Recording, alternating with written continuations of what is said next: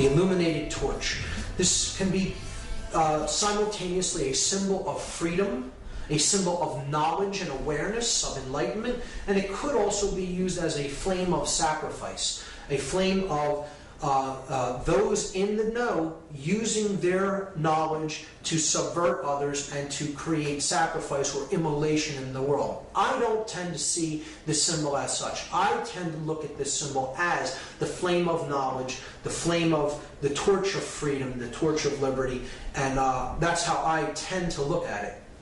But it goes back to the Babylonian queen, the Babylonian version of Isis in the Trinity. So you had, just as you have God the Father, God the Son, and the Blessed Mother, okay, in the Christian Trinity, the Holy Spirit taking the place of the feminine, of course, in that Trinity. But you have the Egyptian Trinity of Osiris, the Father God, Isis, the Mother, and Horus, the Divine Child. In Babylon, you have this same Trinity. You had Nimrod, the Father, Creator God. You had the Son, which was Tammuz, depicted here, and he's sitting on the lap of the sacred feminine goddess, which was known as Semiramis in this culture. So this is a depiction of her on an ancient coin, holding the cross of the cross of the sun, and a version of the chalice, which could also be seen as a torch. So you have Semiramis depicted here, the rays of the sun reflected from the moon. She is the moon goddess illuminated, the queen of heaven. She's holding the torch of awareness, of liberty, of freedom, of enlightenment. You see it on the back of old American dimes. You see it in Columbia Pictures logo. You see it on Amoco's gas company logo. So in direct relation to the Queen of Heaven is the symbol of the dove. So the dove is how the moon goddess is depicted as being a crescent, a white crescent moon. And a white crescent moon, as it makes its trek across the sky, looks like a dove, a white bird. So, you could imagine this piece as the wings as the crescent moon. And it's making its trek across the sky at night. So this is why the dove was associated, the bird, the dove, is associated with the lunar feminine goddess, just like the falcon was associated with the male solar god, Horus. And the word dove in the French language is columbe, C-O-L-U-M-B-E, columbe. This is why we have so many usages of the word Columbia or Columbus in American symbology. The founder of the country is named after the dove. His name was actually Cristobal Colon, and he was a member of a secret society network. Here you see him giving a secret society hand gesture in this painting. But he was renamed Columbus after the goddess Columbia. See, it's the feminine goddess named after the dove, Columbe. We have the district of Columbia, the name of the capital where the male dominator phallic energy, the seat of male dominator power, is rooted in the United States. And look at where it's at. It's named after the sacred feminine, the dove, Columbia, and it is situated between two states. It is situated between Maryland and Virginia. Maryland, named after the goddess of the Christian Trinity, Mary, and the Virgin, Virginia. So right in between the two feminine states named after the goddess, you have the male phallic symbol of power also taking the name of the goddess. This is a symbolic rape, if you ask me. This is placing the phallic symbol directly in a slot between the two sacred feminine states. The male dominator energy of concentrated, centralized power of this country erected right between the two feminine states of Maryland and Virginia.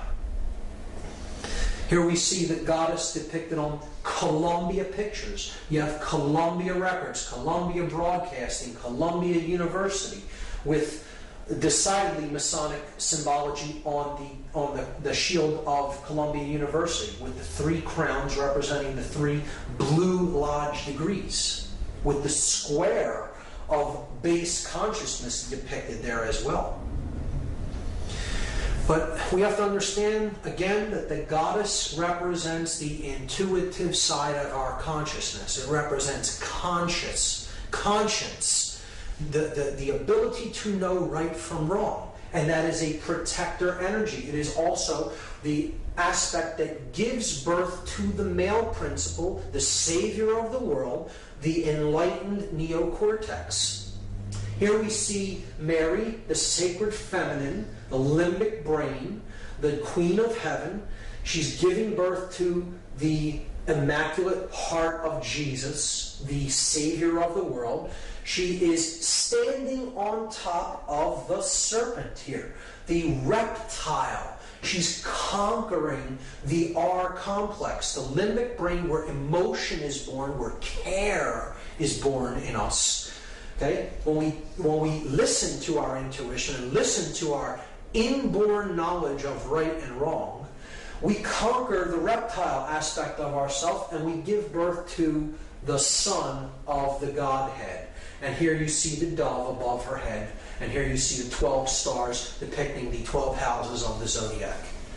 In this image is even more clear how she is a feminine protector. The Queen of Heaven, illuminated by the rays of the sun, is wearing the dark cloak of the heavens, the dark cloak with the stars embedded in it, because she is the Queen of Heaven. You have the crescent moon, because she's the moon goddess. She's being crowned by the angels as the Queen of Heaven, and she is acting as the protector of innocence, the inner child, conscience, care. And again, she's giving birth to the male savior figure, the neocortex, the divine child, the son, Jesus, and she is holding the serpent at bay. In that case, the sea serpent or the reptile. The limbic brain holds the reptile complex at bay when we make a deep connection with it and we get into our intuitive side and we care. That's where conscience is born from. And that's why this goddess is seen as a protector. She's seen as the watcher of the torch of freedom and liberty, because we have to get in touch with that sacred feminine side of ourselves in order to truly bear conscience and freedom into the world. Here we see in the modern Christian Trinity, the goddess has been removed and replaced with the dove. You have the Father, the Son, and the Holy Spirit represented as the dove, but there is no divine mother. The feminine has been removed and it's been replaced just by the symbol that the sacred feminine goddess was given in the ancient world, the dove, Kalun. Now we're going to see a darker aspect of how the goddess symbology is used. When we look at things, I'll do this one since it's lighter first. You have here the moon and the dove, because this is a sacrifice of how we use money, through credit, building up debt. So you have the moon and the dove on the same card for Visa, and it's a symbol of the sacred feminine being used in a depiction of sacrifice of an individual, sacrificing in a monetary sense. Here we see it being used in a very dark form as human sacrifice, because human sacrifice is still very real, very actively practiced in the world. It just isn't the practice of carrying people up a pyramid as how it was done in the past, or sacrificing them upon an altar with an obsidian blade or a dagger of some sort. Now, human sacrifice is carried out with the knowledge of everyone around us, and it is done willingly. People go off to sacrifice others and themselves in the act of war. War is modern day human sacrifice. And here you see the goddess with her wings depicted on a war memorial. And see, this is the goddess herself being sacrificed. A lot of researchers believe that it is them sacrificing people to the goddess. It isn't so much that they're sacrificing to the goddess. It's the reason the goddess is always depicted in conjunction with sacrifice is because they are sacrificing the goddess within an individual. It is the cremation of care, conscience, the protector, the grand architect of everything we experience is care. So this is the goddess herself depicted as being with these men as they are sacrificed along with the goddess. That's what war is. It's a ritual sacrifice of the sacred feminine in an act of sacrifice, of human sacrifice. So another use of the sacred feminine symbology and imagery when it comes to human sacrifice rituals or attempted human sacrifice rituals, we see this through different events that have played out that have the sacred feminine or the name of the sacred feminine embedded or encoded within the ritual or the scenario. You have the murder of Princess Diana, which I do not believe was an accident. I believe she was taken out because of her connections with the royalty of Britain, and her name was Diana, a Roman name for the goddess Diana. We saw the Superdome incident where thousands and thousands of people were hoarded into this dome looking like a feminine breast and left there without supplies, essentially to die. And FEMA did not get to this region for days after Katrina hit. And the conditions in there were horrendous. I believe that is a deliberately designed thing that was done to try to maximize the amount of death and suffering that happened in that feminine breast, the Superdome, a symbolic representation of a breast. And the two large school shooting incidences could be seen as very clear examples of mind control, of trauma-based mind control, or at Columbine High School. Again, Columbia, Column, the dove, Columbine, and Virginia Tech, the Virgin, Virginia. Again, two names of the goddess. Again, human sacrifice rituals in disguise made to look like totally disconnected incidents. But perhaps the clearest example of human sacrifice in concealed ritual of all is the symbolic burning or immolation of the Columbia Space Shuttle.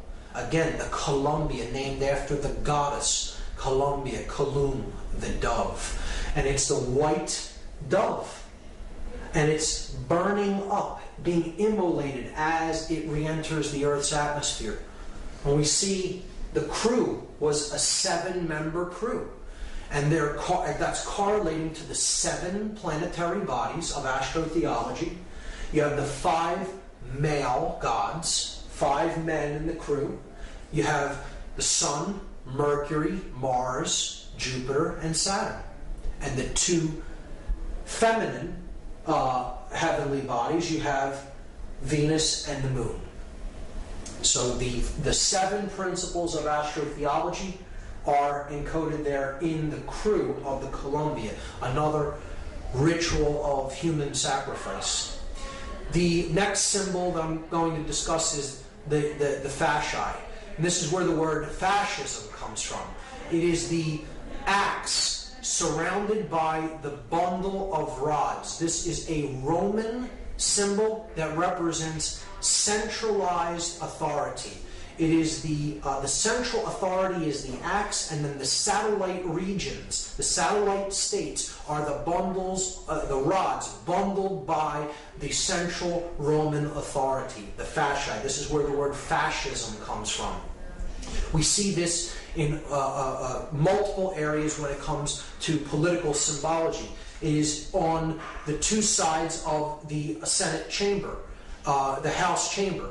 It is on the fasci is depicted on the throne that Abraham Lincoln sits upon as a dominator, father figure, God figure. So he's holding both compartments of power, the church in one hand and the state in the other, because an absolute ruler must unify those two principles. It must unify political and spiritual power into one. And the regime that really attempted to do that in the modern world was the Third Reich. And here you see the Roman fasci symbol as the symbol of the Third Reich, used on one of their postage stamps. We had it previously on the back of old American dimes. Now I'm going to talk about Freemasonic symbology. And I want people to understand that Freemasonry in and of itself is not an evil ideology. Again, it is an occult system of knowledge that can be used for good, or it can be used for ill or manipulation, depending on who is wielding that knowledge. So this is the Freemasonic compasses and square with the letter G in the middle as depicted in American Freemasonry. The compasses represent higher consciousness, and they represent morality, proper moral action. The square represents base consciousness, which must be ruled by our compassion and must be ruled by our moral uprightness. The square is base consciousness. It can be seen as the reptile brain.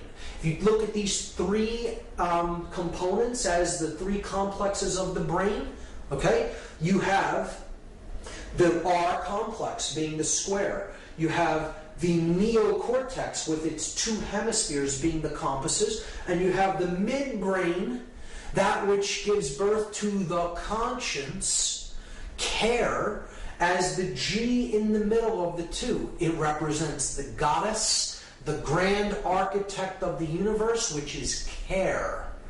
Okay, that's what creates our experience, what we care about. And if we get into touch with conscience, it can give birth to proper moral action. But we can only do that by getting in touch with the grand architect of the universe, the God principle, the sacred within us. And that is how to get off of the square and onto the compass. See, the square traces a shape that is a square with 90-degree angles, not found in nature, rough edges. The circle traces the symbol of perfection in ancient systems of occult knowledge. The circle is perfect, it is unbroken. It is a symbol of divinity. It can never be nailed down with perfection because it is based upon pi, a figure that is a divine principle that can never be calculated with absolute certainty. So the object is to circle the square and have our compassion and our higher consciousness rule over our lower instincts and our animal instincts. And we do that through getting in touch with the care principle, the generative principle, the G, which is the grand architect of the universe, care, conscience. So it's about moral uprightness, and it can be equally seen by dark builders, by dark masons, to represent quite an opposite. This is how symbolism is in the eye of the beholder, and how the wielder of this symbol determines what it's really being used for based on their level of consciousness. So a dark mason, a rogue mason, a dark builder, so to speak, could see the symbol this way. Man is ignorant. He exists in base consciousness. And I, as one who has perfected myself, have the divine right to rule over the base man, the square, he who is on the square. So it's two different interpretations of the same symbol. One seen in a positive connotation and one seen in a manipulative, negative connotation, depending on the eye of the beholder, of the wielder of the symbol. Here's how this has been used in popular culture. In some of these examples, it's subversive. In some, it could be seen as an uplifting symbol. But generally in education, you'll see the square used in the three symbols and the color blue for the square representing the blue lodges. And this is base consciousness. This is the base of the pyramid of this particular secret society network, the hierarchical pyramid-like structure. And you're seeing the pyramid encoded here, but through the square. And the three base levels of Freemasonry, the entered apprentice, the fellow craft, and the master mason, being the three introductory or initiatory degrees of what is known as the Blue Lodge in American Freemasonry. And this is as far as many go, and it is often the degrees that are said to keep knowledge of higher levels suppressed for those really in the know of the order do not wish for those people to receive the knowledge because they have been gauged as really still being in base consciousness. And you're seeing that depicted in educational logos there. This Columbia University and that the University of Pennsylvania's shield. Here we see the compasses tracing the semicircle on the patch for the Columbia Space Shuttle mission. And one of my favorites encoding the compass and square of Freemasonry is the game of baseball, a game I've personally resonated with. But we see the compasses encoded by the foul lines here, okay, that make up first and third base. The bases form the square for the individuals in base consciousness, on the square, the base men. Okay, they're the base men. And the middle, here, the mound of creation, the primordial mound, is the limbic brain, the generative principle, the feminine aspect that throws the feminine seed into play. The intuitive principle of the limbic brain, giving information to us, and it is up to us here at the place where the feminine instinct is being given to make contact with it with the male principle. Or in other words, to put it into action with the phallic symbol. You're uniting the male, the bat, and the female, the ball, and putting the feminine aspect of truth into play in the field of consciousness to get it past the base men and to make the journey from base consciousness to higher consciousness to get home. The game of baseball is completely Masonically designed. I don't see that as a negative influence. I'm just pointing out an example of how that symbology is used in the game of baseball. I personally look at that as a positive understanding. The pitcher being the feminine aspect, care, the grand architect of the game. So in these examples, I do see it as subversive. In this one, of course, the compass is used here on this logo from NASA, but we know what happened with that mission. So could be a illusion that dark Masonic elements may have been in control of that particular sacrifice. Who knows? The game of baseball, clearly Masonically designed. I look at that as a positive connotation of the symbolism. In a very negative connotation of the symbolism, we see how the Freemasonic network is used all throughout the United States in control agencies, in agencies of male dominator control, in this example being police. And these examples are certainly Blue Lodge degrees, Blue Lodge orders, lower orders of Masonry, and I would look at the individuals belonging to these groups and other fraternal orders of police as being on the square. And if anybody thinks that when someone tells you in Freemasonic parlance that you're on the square, that they're paying you a compliment, you have no idea what the term means, because you've just been insulted by being told that you're on the square. It's not a symbol of being fairness and uprightness. The square in Freemasonry is most certainly a symbol of base consciousness, of not understanding the true self. And when someone is told that they're on the square in Freemasonry, it is essentially an insult. And we see that this network of secret societies is actually at work in these controlling orders of police. And I look at that as a very subversive symbol, because these fraternal orders have more allegiance to the secret oaths than they've sworn than to actually do the job to uphold the Constitution and to protect the public. And it can be really used as a means of one hand washes the other. I'll do a favor for you if you look the other way in this instance, or do what I tell you to do here. And it's really a way that freedom can be subverted through this hierarchical order, particularly when it is used in conjunction with controlling bodies like the police. So this is an extremely important symbol that's going to carry over into what we talk about next. This is the first degree Masonic tracing board, and I'm going to cover this from two angles, a positive connotation and a negative connotation. So here we see, first, there are directions. This is a map. You see north, south, east, and west. So we are standing at the west, looking east. The west is down here, the east is up here. We see that there is a checkered floor of black and white squares representing base consciousness. This is the checkered life of a man who is not born in consciousness. He does not know light from dark. He is a wanderer, a pawn in the game, so to speak. One who can be positioned.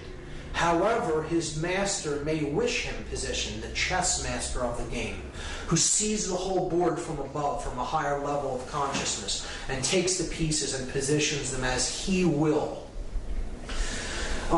This is one who is in duality. Here's the pillars, the dual pillars. This is the pillar of Jachin. It is a masculine pillar, represented as a Doric column, and you have the sun ruling that pillar. It's the pillar of strength, the S representing strength. The feminine side of the pillar is the pillar of Boaz. The B at the bottom stands for beauty. It is a Corinthian pillar, an elaborate, ornate, feminine pillar. And the moon sits above that pillar. This is the pillars that represent the masculine and feminine aspects of human consciousness, and it is how we enter the world with these two principles kind of in opposition, and it's our goal to understand them and to unite them as one. To use our will power. This is the pillar of will or wisdom, which the W stands for. It is Jacob's ladder. Jacob, as described in the story of Genesis, goes to a higher level of consciousness. He experiences God consciousness. He comes back down to the earth and understands that really the journey of life is to get back to that level of pure awareness and pure consciousness. And that is the end of the journey, kind of. It's like you enter in this dual state, seeing things as separate, and then the object is to make it through the realm of duality, the checkerboard floor, and unite the two principles as one, and then you're born into the stars, into the light of conscience and consciousness. So that's the journey up Jacob's ladder. And we see here in the background the stones known as the ashlars, the rough ashlar representing the soul in need of work, and the perfect ashlar representing the state of perfection to which we seek to attain. The initiates are going up the ladder in the 3 basic degrees of Masonry. Entered apprentice, who is still on the floor. The fellowcraft, who is in the middle, who has not received the key, which is tied here to the ladder, but he's at the G, where conscience is beginning to be born, the care principle. And the Master Mason, who gets the key to unlock the star gate, the sun, so to speak, is bringing himself to a place of balance and understanding and enlightenment. So it's a powerful and positive connotation. It could also be used to represent the left brain and the right brain, the male and female yang and yin energies, and the object is to unify them in the middle to awaken the prefrontal cortex and the pineal gland, to awaken our star gate. Okay, and that's in the direction of the east. The direction of the light, the rising sun, is in the east. We don't want to be headed west. That's the direction of base consciousness, and darkness, the setting sun. The sun sets in the west, of course. So powerful symbology there, but it unravels even more when we consider this tracing board on its side, as I will show you. Again, here we're seeing the 3 lights in the heavens, the lights of Freemasonry, the lights of the religions, the sun, the moon, and the all-seeing eye, the stars and planets. Again, we saw the religions of Christianity, Islam, and Judaism representative of these principles, and how they correlate to the 3 pillars of Freemasonry and global consciousness. Now, looking at the Freemasonic tracing board on its side opens up a whole nother level of what this symbolically represents. So again, we're given directions. Here is the west, here is the east, this is the south, and this is the north. Understanding what we now understand about astrotheology, we can now understand what this whole scene really depicts. It depicts the spiritual journey of man out of the prison vibration that is on the earth, identification with the physical world of matter. This is the earth. It's black and white, the colors of a prisoner, okay? The prison planet, so to speak. And these are the lines of latitude and longitude of the earth. This is the Earth's equator, right here, the middle pillar. This is the Tropic of Cancer. This is the Tropic of Capricorn in the southern hemisphere, the Tropic of Cancer in the northern hemisphere. Here we see the light of Freemasonry, the sun in the east, away from the earth. And this is the sun at the summer solstice. This is the sun at the winter solstice, when the northern hemisphere is in darkness, depicted as the moon there. We're not in enlightenment, right? This is the pillar of mercy, because when the sun is up there, the sun favors the northern hemisphere, shows mercy upon the northern hemisphere. Boaz is considered the pillar of severity, because the sun does not favor the northern hemisphere when it is at the pillar of Boaz, or the Tropic of Capricorn. And this is the equator. This will be balance, or the equinoxes, the all-seeing eye, is the place that opens up when the hemispheres of the brain come into a perfect state of balance. So this is the journey of the initiate, from darkness, starting here on the earth in darkness, and then proceeding in a stepwise fashion to a place of balance. Okay, this is emotion. This is the sacred feminine principle of emotion. You have to care enough to begin the journey. You go higher. You're trying to reach a place of balance between these energies. And then you can get that key right there to unlock the stargate. Okay, to unlock, and that's accomplished through action. The male principle of putting your emotions and your thoughts into action. And that is how you get off of the base consciousness and to the stars. Powerful iconography, powerful symbology being used here if you know how to read it. Now, in a negative connotation, a dark builder, a dark Mason, may want to look at this symbol in a perverted way. So here's a reversal of it. You see, yes, this is base consciousness and this is higher consciousness, but they'll look at this symbol and say, well, the latter is tilted across toward the left, toward the sun only, and away from the feminine pillar, away from the moon. And our task is to imbalance consciousness toward the male principle only, or the left brain only, because that's what gives birth to a dominator, to one who is bent upon control, a sorcerer of sorts. So this is how a dark occultist would interpret this symbol. I'm God, my will be done. I will use my influence to take those in base consciousness and give them the dark light. Make them think that they're being initiated into something important. Well, what I'm really doing is imbalancing consciousness to the left brain.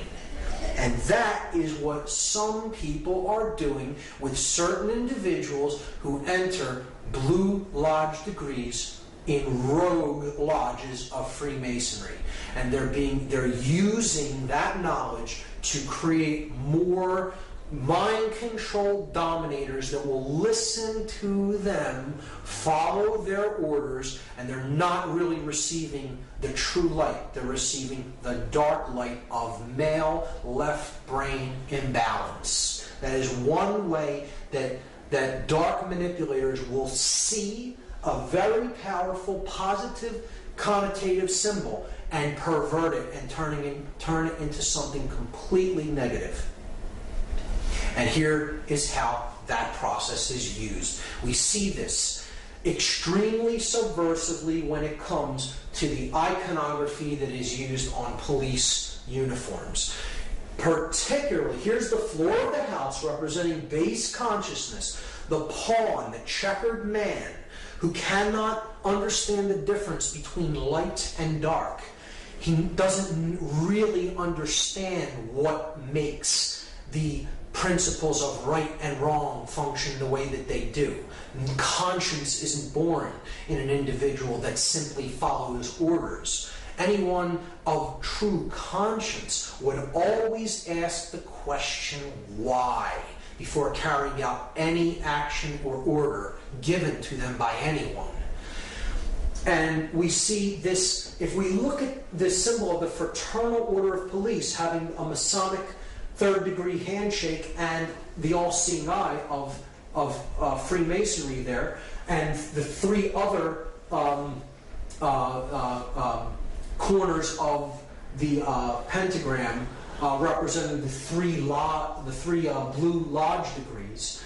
We also see here the three pillars, and now they're in their proper orientation with the checkerboard floor in between them, with the dual pillars being here and the one pillar being unified at the top. And in that orientation, we see that it forms an inverted pentagram as opposed to a right side up one, just as it is here in the Victoria Police's logo, clearly an inverted five-pointed star, and it is placed along with the checkered floor right around the Temple of Solomon, and then directly on top of the prefrontal neocortex, the third eye. The inverted pentagram, which we already talked about as an extremely subversive symbol representing destruction of spirit and the burial of spirit into the ground beneath the material world.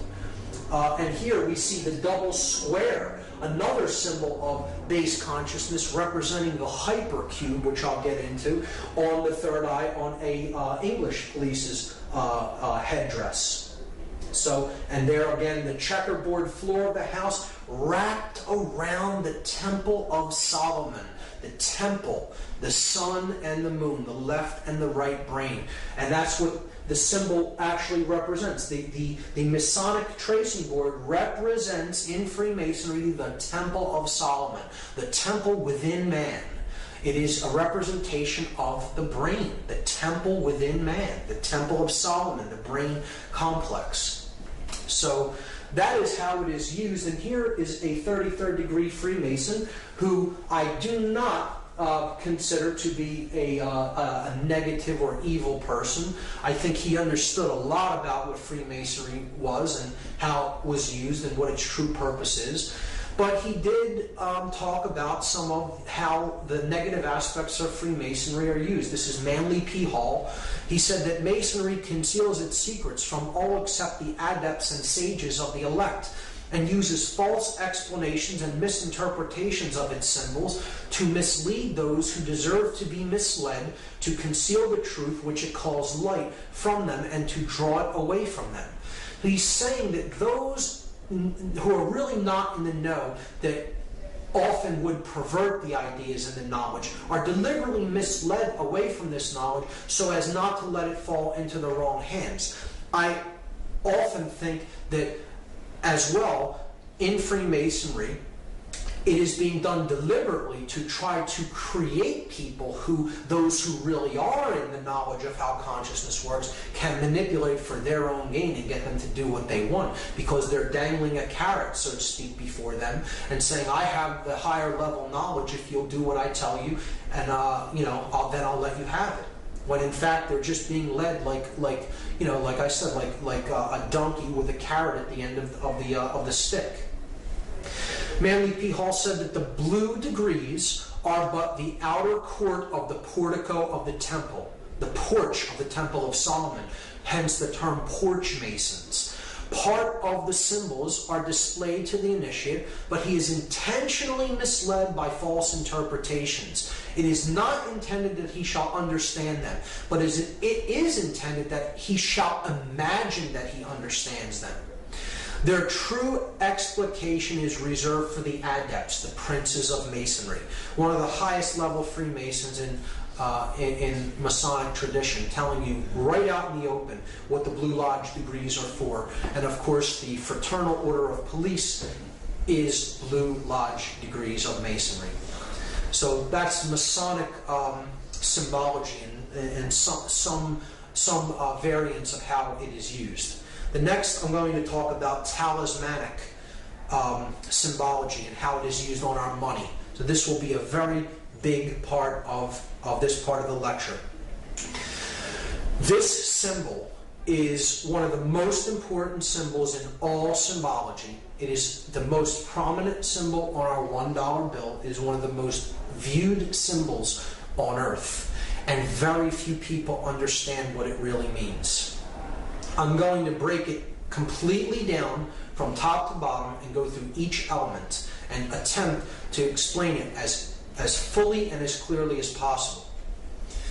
This is the symbol of all the mystery traditions. Okay? Very simply, it is the symbol of all occultism. Of course, it is Egyptian in its thematic representation, and its symbolic representation. It is Egyptian, and there is a reason for that. We see the elements of the symbol being the words Anuit Coeptus at the top. Then we have a pyramid with its capstone missing. The capstone is cut off, so it is an incomplete pyramid. Atop the pyramid, as a two-dimensional slit in the sky, it could be seen, a two-dimensional opening or a rift in the sky. From behind that, we see an eye, and that eye is bathed in light.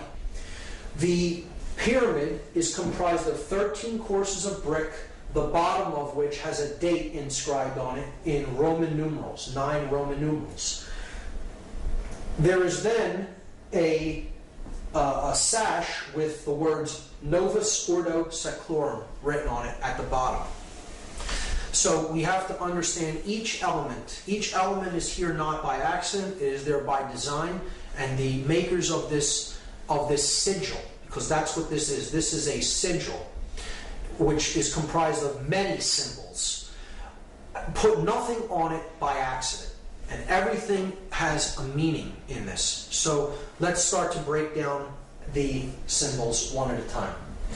Annuit coeptis is Latin. It means, annuit means to favor or to look favorably upon. Coeptis is an enterprise, an undertaking, or a project, a work in progress, you could say. So annuit coeptis means he favors, could mean she favors, it favors, our project. He favors our work. He favors our work in progress. Okay, so he favors our work is a good translation. Novus Ordo Seclorum is often hotly contested as to its meaning. Novus means new, Ordo means order or way, and Seclorum is the debated word. So I go to a Latin dictionary and I look up the word Saeclorum, S-A-E-C-O-L-O-R-U-M. This is because people will say Seclorum means of the ages. So I'm looking up the word Saeclorum, and that means age, generation, people born at a time, race, present time, or age, century. So if this phrase said the new order of the ages, we should see an A in between that S and E there. It would say Novus Ordo Saeclorum, but it says Seclorum. So clearly that's not the definition. Many people will say that that's what it means. It does not mean of the ages. Okay? The word seclorum is put into a Latin dictionary, and then you see it is a word modification, a truncation. CL is derived from CUL. So an internal CL might be rendered by CUL, thus giving us seculorum. And seculum, seculi, is a noun that means world, universe, secular, temporal, earthly, or worldly affairs, cares, or temptation. So, clearly, I think this can be solved and agreed upon once and for all, so we don't have to hear this incorrect, connotatively incorrect translation, the new order of the ages. This phrase clearly says New World Order. And that's it. That's what it says. Let's lay this to rest once and for all. Okay? So, he favors our work, the New World Order. And you have an eye in the triangle looking out from another dimension of space into our realm. The light is pouring through the scene from that realm, and a pyramid is being built. So, he favors our work, the New World Order. Who favors the work? What is the work? And what is the New World Order? So, clearly, this is the being that favors the work. This project is the work that's being done. Okay, this is the incomplete project. This is the date that the project could be begun or finished, depending on how we look at the seal. So, we have to understand a little bit about Egyptian cosmology and the main solar god, the solar disk, which we looked at as Horus, as Ra. Set is the dark incarnation of it. Really, all of these principles could be encapsulated as one solar god known as Aten, or Aton. Depending on the spelling, it could be spelled A-T-O-N or A-T-E-N. So, Akhenaten of 18th dynasty Egypt was actually named after this. He's a pharaoh of 18th dynasty. He brought in the concept into Egyptian cosmology of a one god that is the overarching ruling aspect of everything, known as the Aten. And he named himself after this god. Akhenaten means the spirit of the Aten, the solar god. So that is the being here, the Aten. Now that could mean a couple of things depending on how we look at this symbol. But let's just let it be seen as it is the solar principle, the solar God, the God of light, the bringer of light. So it could be also seen as the word Lucifer. Lucifer comes from two Latin words, lux meaning light, and fere meaning to bear or to bring or to carry. So it is the bringer, the carrier of light. Now, this could mean two different things. We have to understand that Lucifer and the Aten are the same basic principle, the same symbolic principle, and they are essentially, they are a dual God.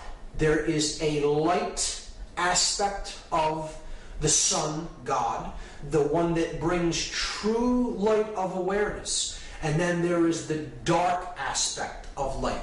So one can be truly illuminated and really possess the light, really possess the knowledge. And then there is one who can be born into the dark light. Those who have knowledge of how things really work, but the way they're using it is for the ego. Being my will be done because I view myself as God and separate from everyone else, and I am out there to manipulate and rule them.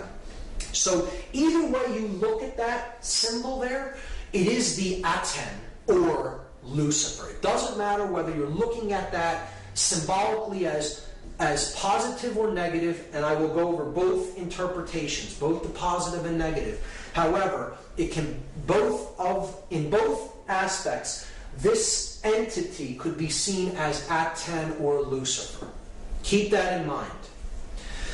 If you take the compass and square symbol and place the apex at the top of this symbol and the base at the same base level where the pyramid meets the ground, you're going to see a very interesting thing emerge. If we just trace the 5 points of the compasses and squares, the 2 compasses, the 2 edges of the square, and then the middle part that both share, the line of symmetry between them. So we go down the compass edges, and we see that the compass points point to 2 letters. The 2 end letters of this sash, okay? N and M. N from Novus, M in Seclorum. Then we go up the place where the square is used to measure from, the inside edge of the square. And we see that that also points to 2 letters, and they are also both on the opposite edge of this phrase, Annuit Coeptus. So we have the A in Annuit and the S in Coeptus. And now we come down the horizontal axis of symmetry. And we see it reaches 1 letter that is exactly in the middle of this sash, the O from Urdu. These 5 letters, if rearranged, are an anagram for the word Mason, M-A-S-O-N. And this is the symbol of all Masonry. It is the symbol of all builders. And who are the builders? We all are the builders. We are all collectively on this planet the co-creators of our collective experience. Whether we are doing that creation unconsciously or consciously creating our experience, we are the builders of this world. And this is what we've built it into, what we currently have right now. So, who are the builders? We are the builders. But there's 2 different types of Masons. See, there are Masons that build with stone. They build the pyramid upward. They're building with stone. If you connect these 5 symbols as they are connotatively used in this seal, they form an inverted, skewed pentagram. And an inverted, skewed pentagram, if you look into dark occultic symbology, is always used as a symbol of pact. pacts. It's a symbol of pacts, of promises made, to be something to be fulfilled, to be delivered upon completion of something else. So again, we saw that these four arms represent the material world, depicted as the upward pointing pyramid, the brick, the physical object, and they are crushing the spirit, the fifth element, into the ground, burying it under the weight of the pyramid. See, the dark builders, the dark masons, those who are building toward a world of male domination, the blade. See, they're building with bricks. The bricks are people who are trapped in physical five-sense reality and left-brain prisonhood. They are those who cannot change. They have one form, and it's hardened. A brick was once malleable clay that could be shaped, molded, take different forms. It flows easily. Change comes easily to it. But when it is baked in the left brain, solar, male dominator consciousness, it becomes hard and immobile and immovable. It becomes a brick. And that's what the male dominator world is being built with. The bricks baked into one form, the unit form. Those in unit form cannot see what is, not see. They cannot see. They are not sees. See? They are baked into one form, the brick. Okay? And they're being used as elements to build the blade world. And the blade world will be ruled by those who are in the light. They are the blade, the male dominator sorcerers. They have the light, but everyone else is in ignorance. And when you complete this structure, the light goes out from the scene. See, they're building the blade. If you complete this structure in brick, they have all the light, and the entire world is bathed in darkness. In that symbol, the Aten or Lucifer represents the sorcerer, and he is completely trapped in ego. The ego-bound consciousness. It's the I in the triangle. I am God, the sorcerer says to the world. And I will make everyone in this world and the entire world in my own image and likeness. But I will have all the light, and the light will be blocked out to those in ignorance and in one form. And the male dominator world will be born into existence, and it will bathe the world forever in darkness. That's the negative connotation of this symbol.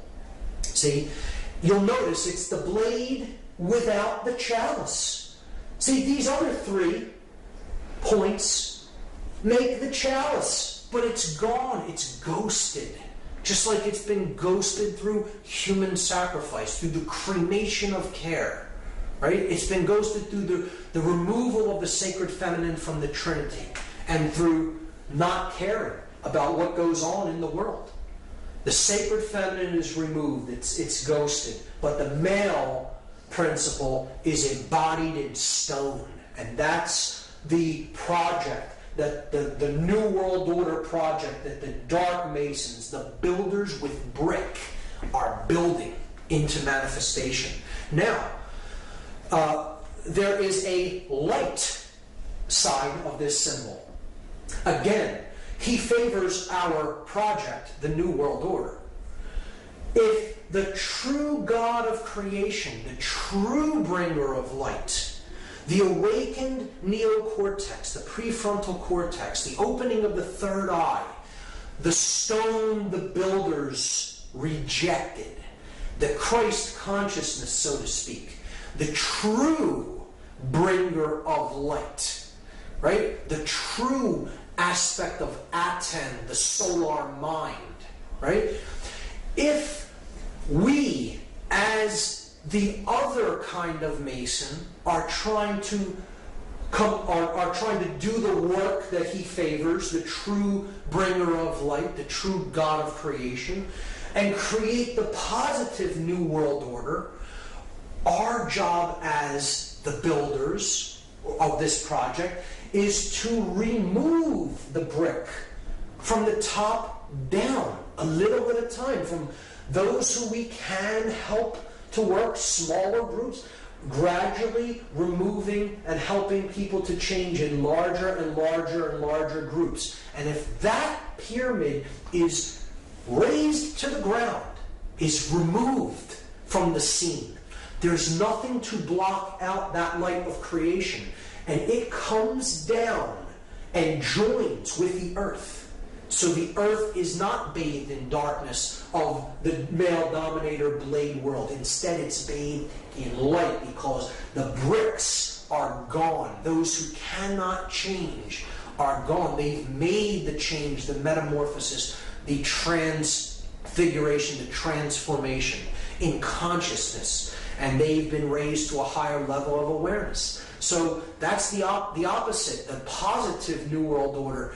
Masons often tear stone down. And the light Mason, the light builder, the light worker, wants to tear this stone down so the light comes down and join up with the earth to create the positive New World Order. And in that aspect, this is a powerful, magnificent symbol of the true mystery traditions. The object is to remove that pyramid of male domination and bring the light down to the earth. So we see that this is the symbol of Solomon encoded into it. The male aspect, here's the the yang light aspect of consciousness, combined with the feminine yin dark aspect of consciousness to create the seal of Solomon. As above, so below. The Hermetic principle encoded into the seal of Solomon. So depicted there.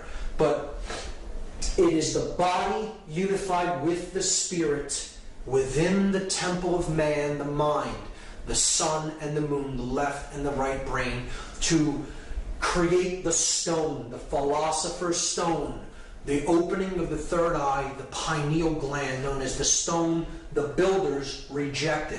Because the dark builders reject that light of awareness and consciousness, and they are trying to block it out by completing that pyramid in stone. So that is my analysis of that symbol, and it's amazing when you get into it and really study it for yourself and really go deep into the symbology. And it gets even better when you start to look at that date on the bottom of the pyramid, because that date is MDCCLXXVI in Roman numerals, and that totals 1776. And here's how it breaks down. This is a chart of the letters and their corresponding numerical values. So if you just do the math, M is 1000, D is 500, C is 100, you have it twice there, so you're up to 1700. L is 50, that's 1750. X is 10, which you have twice, so that's 1770. V is 5, that's 1775. And I is 1, 1776. So what we're going to do now is something called gematria. It is Kabbalistic numerology. It's an occultic form of numerology, and it's very simple. It is simple addition or counting of these numbers. And we can combine them in different ways depending on which numerals we add together. And we understand that all of the added values are identical, and they mean the same thing in occultic numerology.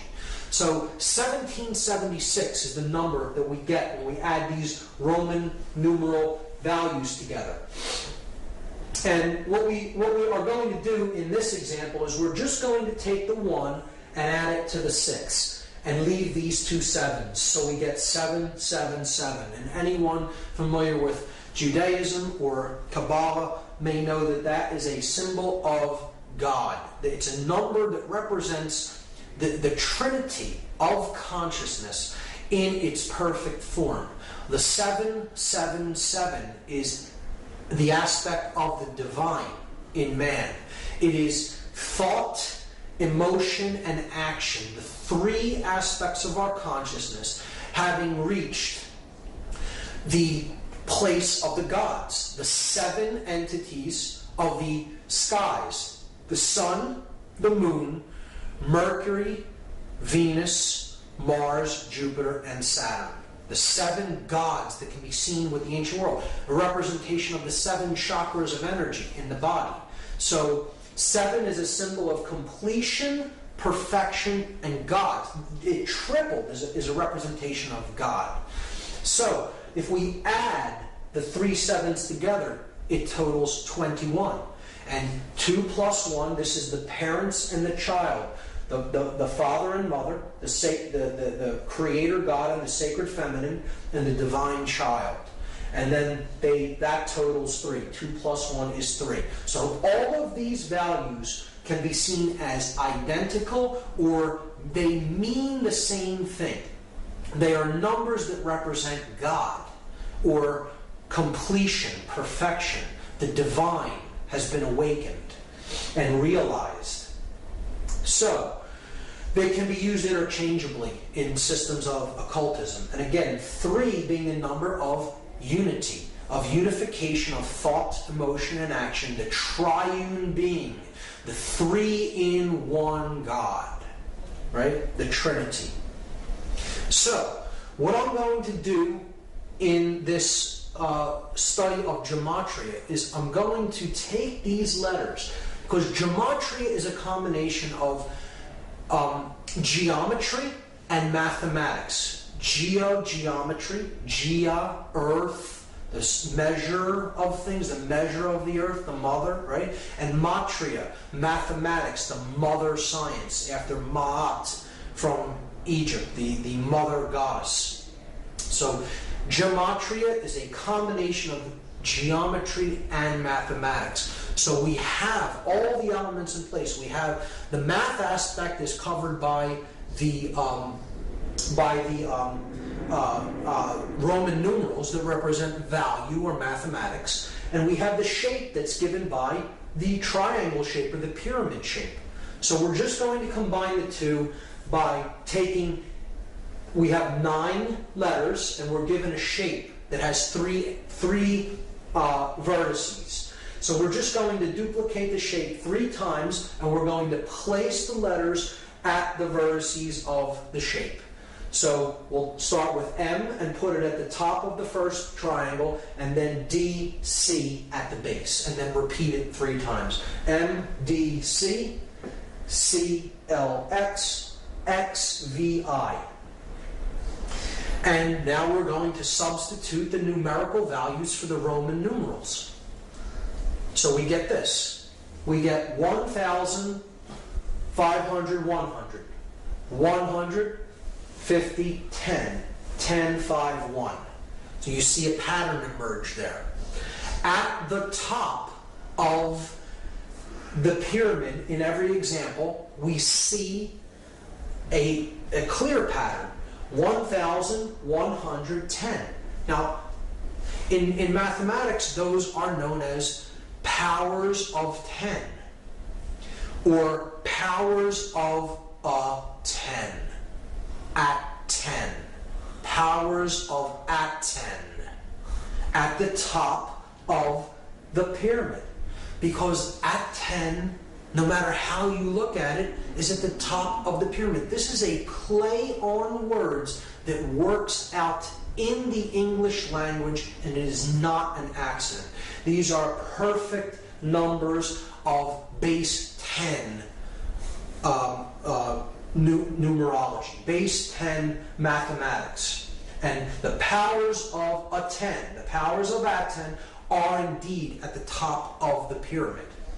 At the bottom of the pyramid, we have 500, 100, 50, 10, 5, and 1. If we add those for each base, we have 600 at the base here and 1,000 at the top. 60 at the base here, 100 at the top, 6 at the base here, and 10 at the top. We can then simply remove all the zeros because zeros don't add to anything in gematria. So they can be removed. So we see that it simply boils down to this. 1's at the top, 6's at the bottom. And now we can combine them into one pyramid. And you have at the top 1, 1, 1, where the 3 pillars, the 3 aspects of consciousness, thought, emotion, and action, the 3 pillars of Freemasonry. At the bottom, 666, 666, the number of beast or base consciousness. And noticing that 3 correlates to 777, because if you add 777, you get 21. If you add 2 plus 1, you get 3. So 777 and 3 are identical. So you could simply substitute 777 for anything that totals 3. Like 1 plus 1 plus 1. 1 plus 1 plus 1 is 3. So we could simply put 777 up there and substitute for 111. They're identical because they both add to 3. So we have God at the top, the light, the beast or base consciousness of illusion and identification with the physical world at the bottom of the pyramid, captured in stone, in one form that cannot change. Illusion, ego identification. So, if now we reduce them again. So we add 7 plus 7 plus 7, we get 21. We add 6 plus 6 plus 6, we get 18. And this is what is meant by counting the number of the beast. That's what we're in the process of doing. It's a prescription for gematria given in the book of Revelation in the Bible. We add 21, and of course, as we saw, that totals 3, the number of God, and 18, 1 plus 8 totals 9, the number of ego and illusion. Why is 9 the number of ego and illusion? Well, here's why.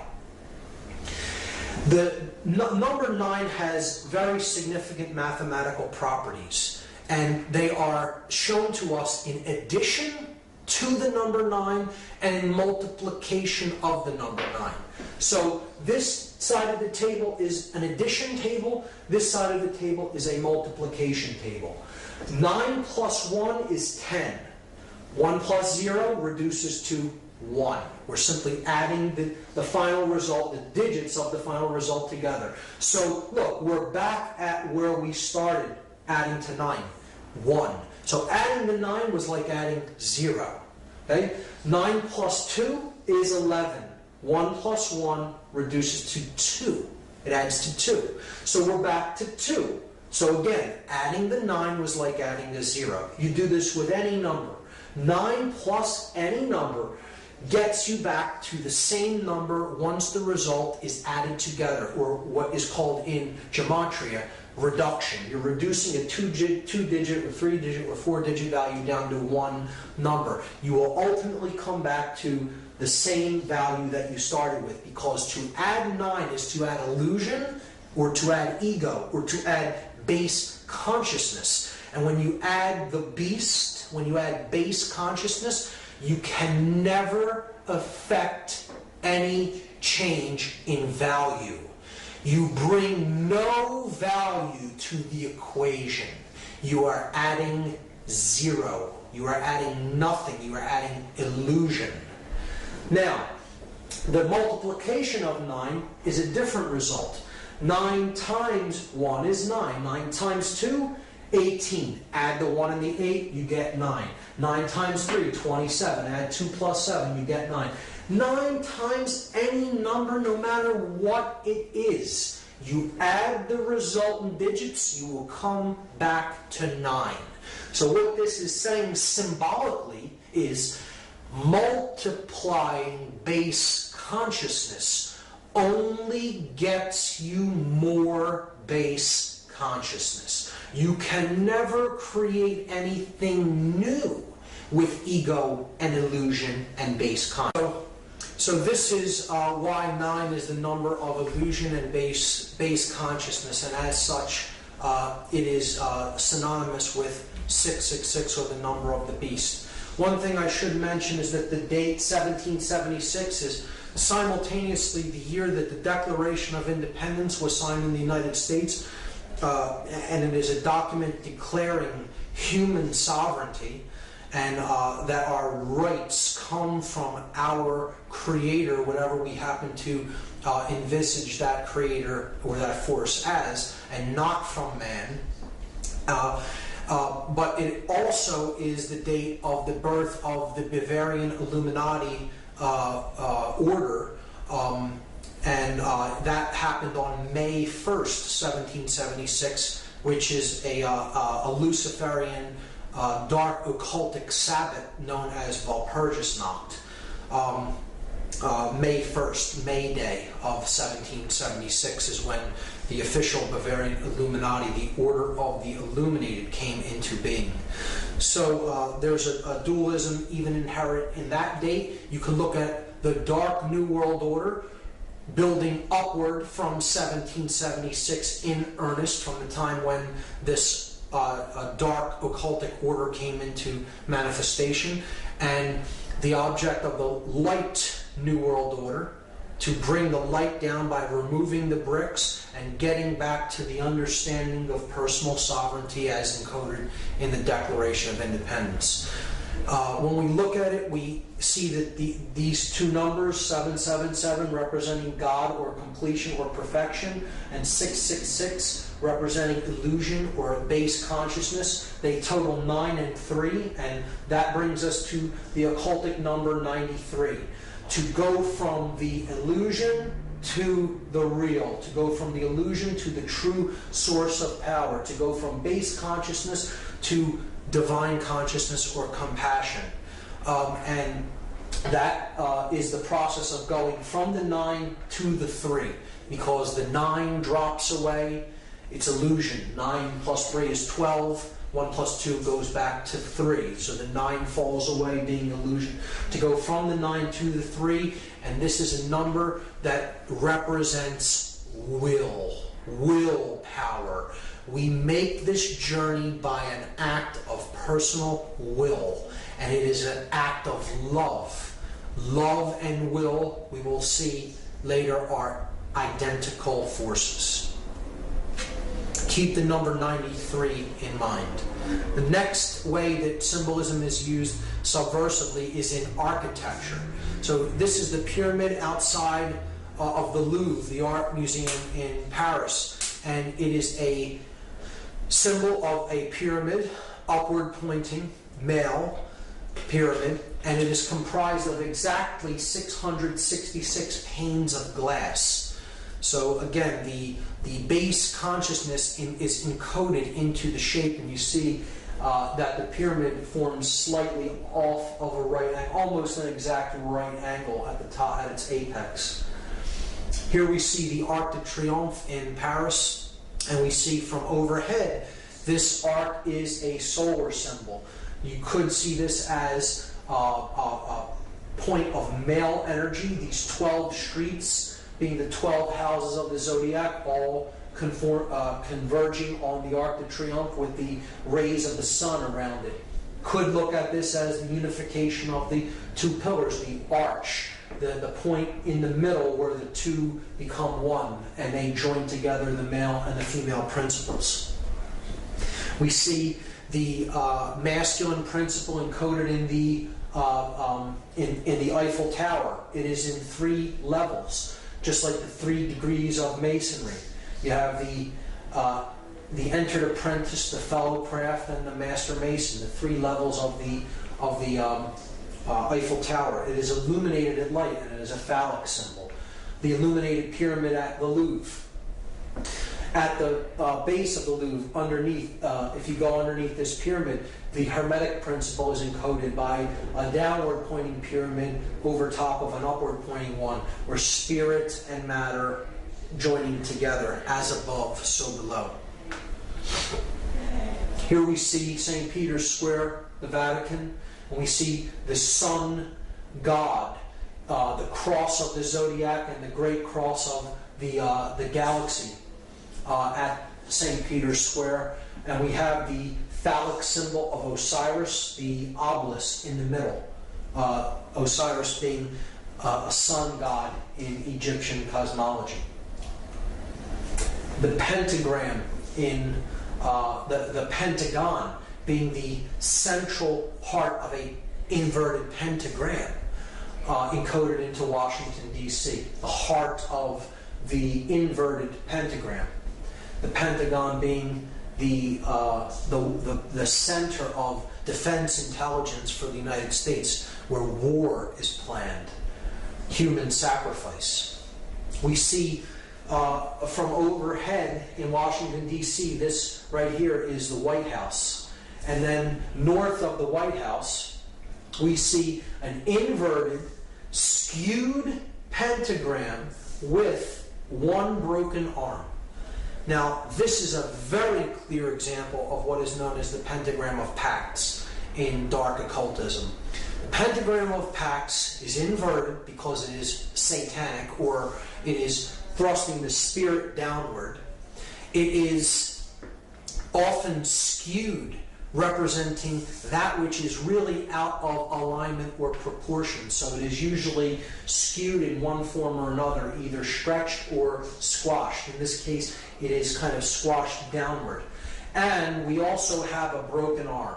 And a broken arm in a pentagram represents a pact that has not yet been fully completed or fulfilled. So that which is promised has not yet been delivered because a work is still in progress. And I think we can understand the meaning of that broken arm by understanding what the pentagram of Pax represents. So it is not that they simply weren't able to complete that in some way. It is intentionally left broken. And this is one of the arguments against it actually being an occult symbol. Well, if there was occult leaders that made it, could they not have completed the last arm? They did not want to complete the last arm. It is intentionally made to be a pentagram of Pax, and that arm is left broken for a very specific occult reason. The phallic symbol of Osiris, encoded as the Washington Monument, a male symbol of phallic energy. And it's in direct alignment with the symbol of the feminine energy, which is Congress. Congress being another word for sexual union. Congress. And the Congress building is the feminine principle. It's the dome of the feminine breast with the goddess statue of Columbia, or freedom, atop the dome, representing the feminine energy, and it is reflected in the water. The water being the principle of the moon goddess, the goddess of the water. The moon's light is reflected in the waters at night. So this also encodes in this reflecting pool the Hermetic principle, as above, so below, as goes on in consciousness in the earth is reflected from the heavens, and reflected in the external experience that we have. Other sexual symbols or phallic symbols seen in the layout of Washington, D.C. Here we have the Washington Monument. Here we have the Lincoln Memorial, which is a temple to the king.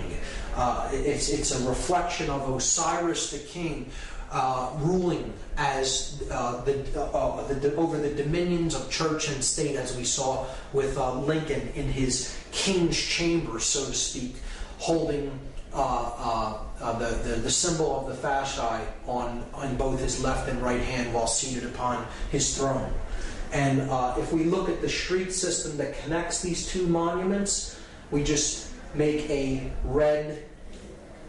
We can make a red outline of the street system around these two monuments and just fill in that area, and that is what it looks like. It is clearly a phallic symbol that is directing male energies encoded into the actual layout of the streets. People who believe in this system of geomancy, or tapping the energy of the earth through the types of lines that you place upon the earth, believe that this is directing male and female energies in certain ways and in certain proportions. So you have the feminine egg here next to the male phallus. This is called the ellipse on the south side of the White House. Again, Lincoln holding the fasci, the symbol of the fasces is the symbol of Roman centralized authority encoded in the central axe around which is the bundle of rods or staffs. Now, east of that Washington Monument phallic symbol, we have a 13-level pyramid. Again, 13 on the back of the dollar bill, a solar number, the sun and the 12 houses of the zodiac, with the 14th level being the unification of the earth, air, water, and fire, culminating at the 14th level of the pyramid. 1 plus 4 is 5. So you have the earth, air, water, fire, and spirit unified at the top level of the pyramid. So here we have a 13-level pyramid with the capstone missing, and around the streets, this is the Congress building, the Capitol building, around the streets, the path that creates the streets, going all the way around the Capitol building, forms an image of an owl that sits atop this 13-level pyramid with the capstone cut off in the street system of Washington, D.C. If we trace the pyramid and then we trace 2 streets that shoot off from near the top of the pyramid, we see that there is a Freemasonic compass and square encoded into the layout of the streets as well. I'll take that off and do it one more time for you to see where those streets are. Here's a close-up of it. There's the owl. I'm removing it and then putting it back so you can clearly see the layout. This image was taken from Google Earth. And the owl, again, is that Babylonian deity that the Ammonites worshipped. They often worshipped it as Molech, and here it surrounds the sacred feminine. Again, it's the same principle as codified in the cremation of care ritual. The sacred feminine of conscience, of care, is being sacrificed to the Babylonian owl/bull god, Molech. It's in the belly of the beast.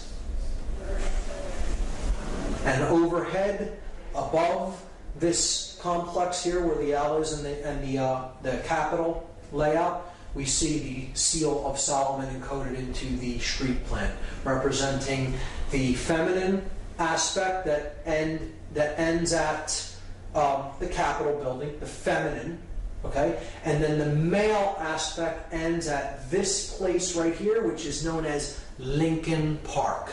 And Lincoln Park is a resonator for Lincoln, who sits in the King's Chamber, the male principle. So you have the Queen or the Goddess's building, and then you have Lincoln Park here, which is a representation of the male energy, and it's a symbolic correlation to Lincoln's name, who sits in the King's Chamber at the Lincoln Memorial.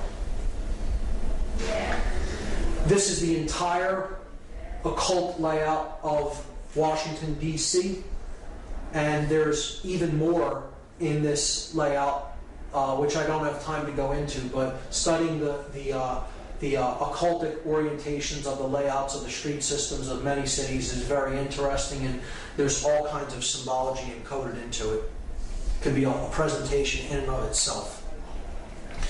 The last symbol that I'm going to talk about in this symbology section is the hypercube. And this is one of the deepest symbols of all occultism, which very few people really delve into and get into the meaning of. The hypercube represents 4-dimensional space and time. The next level the next higher dimension from the 3-dimensional world that we inhabit. So you have a point that represents no dimension. You have a line that represents a 1 dimension, that you can go forward or backward. You have a plane. You extrude the line and you get a plane. Now you have a 2-dimensional object. Then you extrude the plane into a third dimension and you get a cube. So that's what our three-dimensional world is like. 3D, you have a single cube. You have length, width, and depth. But then if you extrude a cube, you take the cube and you pull it and you extrude it that way. You get what's called a hypercube. So this is a four-dimensional object. It is derived by unfolding a cube into all of the dimensions of each one of the planes of the cube. And you get this object. When you look at the hypercube ideology, it is representative of the mind existing inside the construct of matter. So you have matter being the outer part of the cube, and then mind is the inner part of the cube. Okay, so this correlates to this level of body, mind, spirit levels of consciousness that we saw in part 1. And we see that the hypercube is derived when we combine matter, represented by the red square, and spirit, represented by the green square. We see that that is everything that is. Okay? That is the universe, or the world of matter, the world of spirit, coming into manifestation as matter to experience itself subjectively. And that is the large cube that is derived from that union. See, that's the large cube. The unification of body or matter and spirit is the large cube. And then the inner cube is the mind. That is where body and spirit combine. They merge in the realm of mind. So that's the inner part of the cube. So if we put the outer cube over top of the inner cube, we see that the hypercube is actually a cube within a cube. And again, this part of the cube in the center is the experience of mind. This part of the cube in the outside is the physical world of manifestation that the spirit comes down and inhabits to create that which can have experiences. This is the two-dimensional projection of this four-dimensional object, a cube rotated around in every plane that it can be rotated in. It's a complex, heady idea. If you look on the internet for some graphic depictions or animations of a hypercube, you can get a clearer idea of what it is in your mind. But the idea is that to look at the cube in a dark way, the hypercube in a dark way, means that you are seeing the physical world as a prison. And that's the large box. The big box on the outside is the physical world that imprisons spirit. See, this is a negative worldview that says all the physical world is really a prison. And it's a horrible thing, a horrible place. It's not a construct for experience of spirit to descend into physical form so that it may come to know itself more fully. It's a horrible thing that is, a prison. And that's the way that a dark occultist looks at the dark hypercube and the hypercube symbology. The inside of the cube is the mind that is held captive within the body. So you have the prison of mind being held in the larger prison of the physical world of matter. And this is its two-dimensional projection, which looks like an octagon.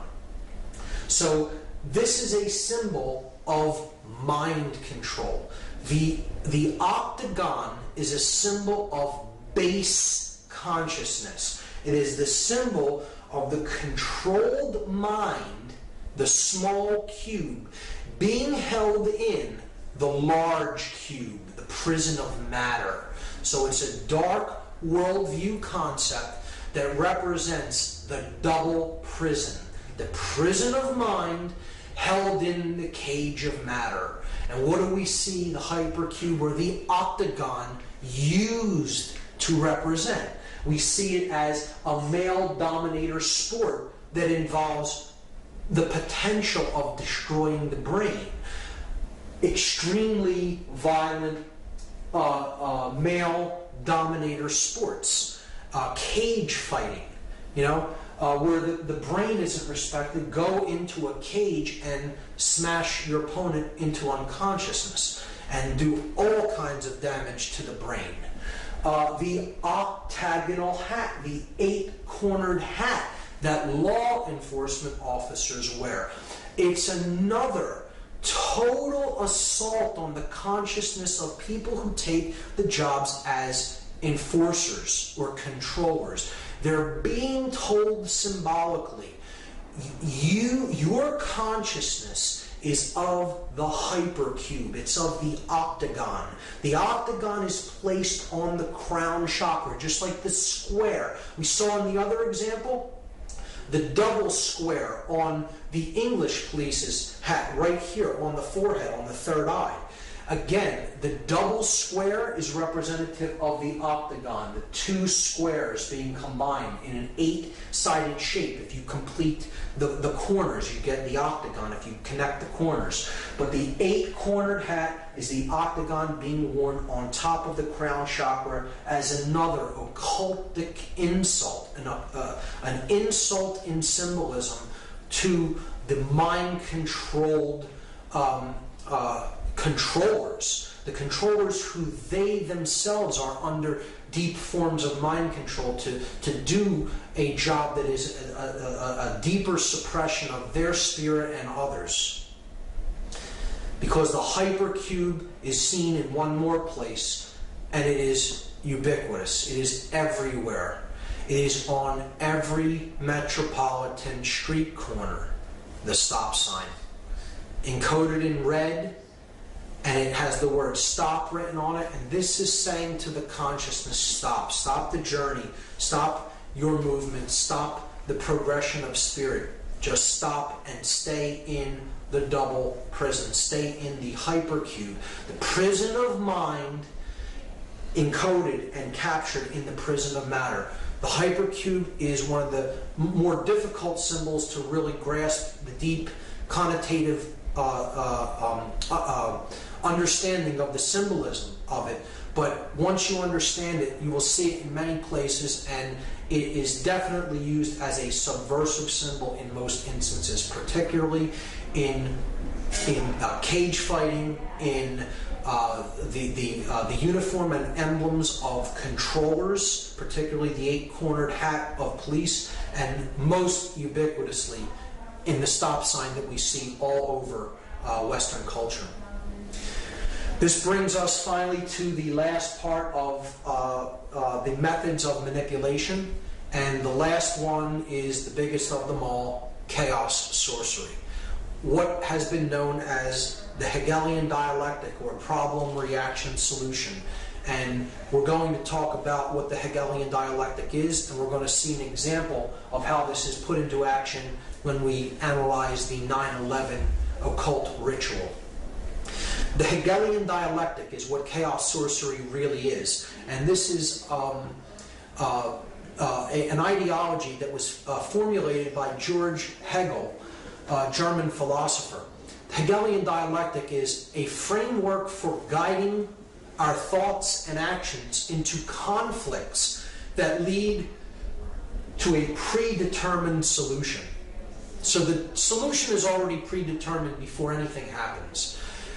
The people who are putting this into effect want a certain outcome. This is outcome-based framework, an outcome-based framework. It's saying this must occur. This is the end result that we want, and anything else is undesirable and we will not settle for. It's going to happen this way. We just have to convince people that it has to end up happening this way. So what you do is you guide thought and action into decision making that ends up how you wanted it to begin with. This is accomplished by manipulating consciousness into a circular pattern of thought and action. So again, it's a manipulation of consciousness. It's ultimately about mind control. The synthetic solution to these conflicts cannot be introduced unless those being manipulated take a side that will advance the predetermined agenda. The agenda is already predetermined. We just need to create a synthetic conflict to make this come into manifestation the way we have it originally planned and designed. So, this is Hegel's dialectic, and it is not so much that Hegel is an evil person in his own right. This is another perversion. How chaos sorcery is used as an example of the Hegelian dialectic is it's a modified version of this dialectic for a dark purpose, for manipulation. The researcher David Icke has called this problem, reaction, solution. And it's a great term for it because it describes it perfectly. You create the problem to get a reaction, and then you offer the solution. And the solution was already predetermined. But I like to call it chaos, confusion, opportunity, because I think it more accurately describes what the process that's taking place is really about. You want to create chaos. You need a chaotic situation created, because the reaction that you're looking for is confusion, not knowing what to do or how to act appropriately to the situation.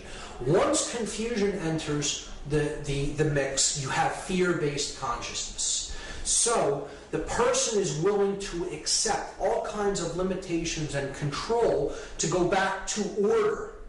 And therefore, that's your opportunity to bring in your predetermined solution and get them to go along with what you originally wanted.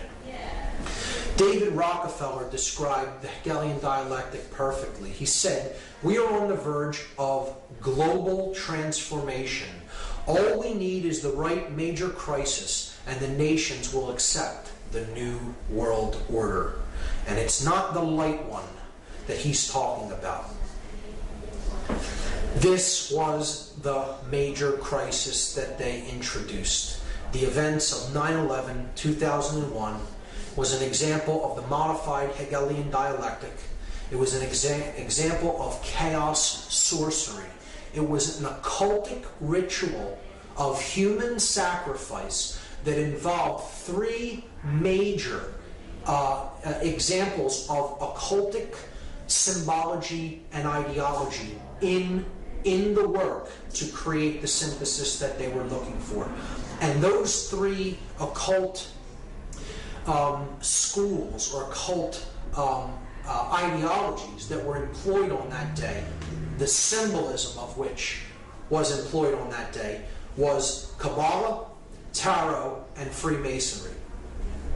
Now, before we get into any confusion at all, I want to state emphatically that I do not believe that any of these systems are evil in and of themselves. It is how occult sciences are used, occult knowledge is used by the practitioner to what end that determines whether they're wielded for good or evil. So it is not these practices or these systems that are of knowledge that are evil in any way. They are simply knowledge, and it is how they are used. Let's get that straight right off the bat.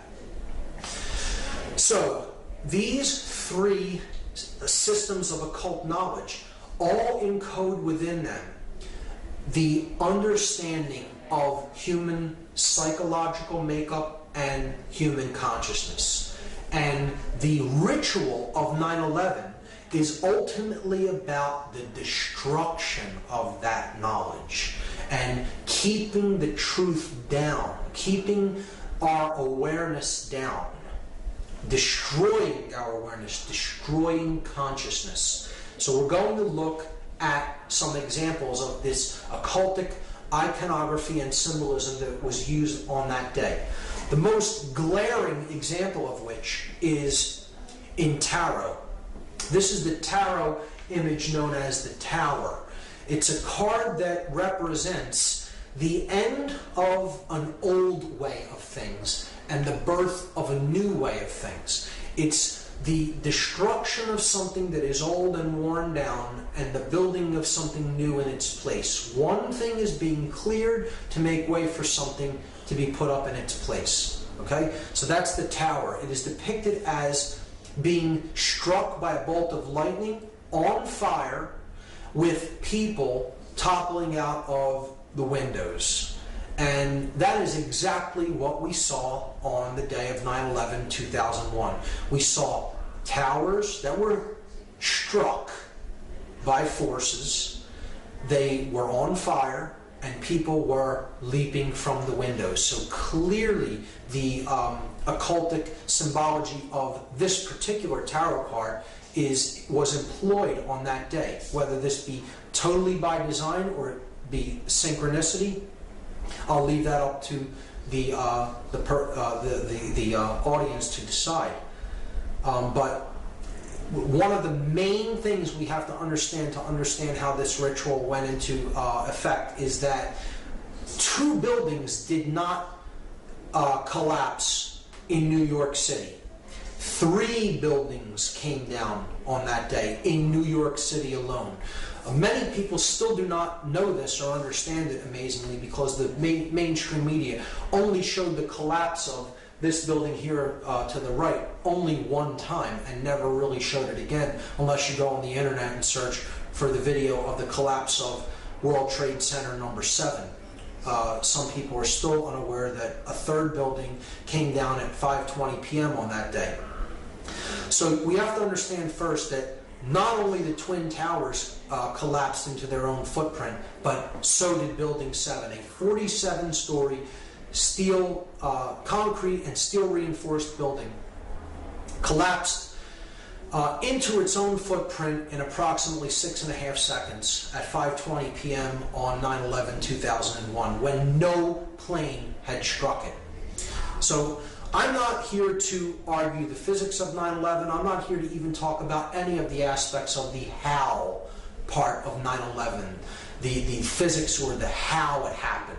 I'm much more interested in using my time to discuss the why and the implications of the occultic symbology employed in what I consider a dark occult ritual, a ritual that embodied the modified Hegelian dialectic. And so the first thing to understand is 3 towers came down, 3 pillars, if you will, came down on 9/11, not 2. The first occult system that I'm going to look at in relation to 9/11 is Kabbalah. Kabbalah is an ancient Semitic form of occultism. Judaism takes some of its roots from Kabbalah, and this is the main symbolic structure, or this main symbolic icon of Kabbalism. It is known as the Sephirotic Tree of Life. This is known as the ladder to God, okay? The levels that go up in consciousness to God. And there are 10 of these spheres on the tree. If you count them, there are 10 total. This is 1, 2, 3, 4, 5, 6, 7, 8, 9, 10. These spheres are known as Sephirot. So the 10 Sephirot comprise the Tree of Life. Now, in the books that describe this symbol, the Sephirotic tree, they're the Zohar and the Sefer Yetzirah. They look at it as that there are only 10 Sephirot. There are not 9 and there are not 11. This is specifically worded into these books. To speak of there as being any more or less Sephirot is considered like a blasphemy in Kabbalah, because there are only 10. So this is where part of the name, the name of the ritual comes from. Not 9, not 11, but yet we have the ritual happens on 9/11. And we'll talk about the occult significances of the numerology as well when we explore that. But in Kabbalah, 9 and 11 are considered blasphemies against the 10 Sephirot, if you speak of there as being any less than 10 or any more than 10. And we also see that the symbolic numbers, the numbers of these buildings are symbolic when we relate the ritual to Kabbalah, because the buildings that came down were the Tower 1, which is the male tower.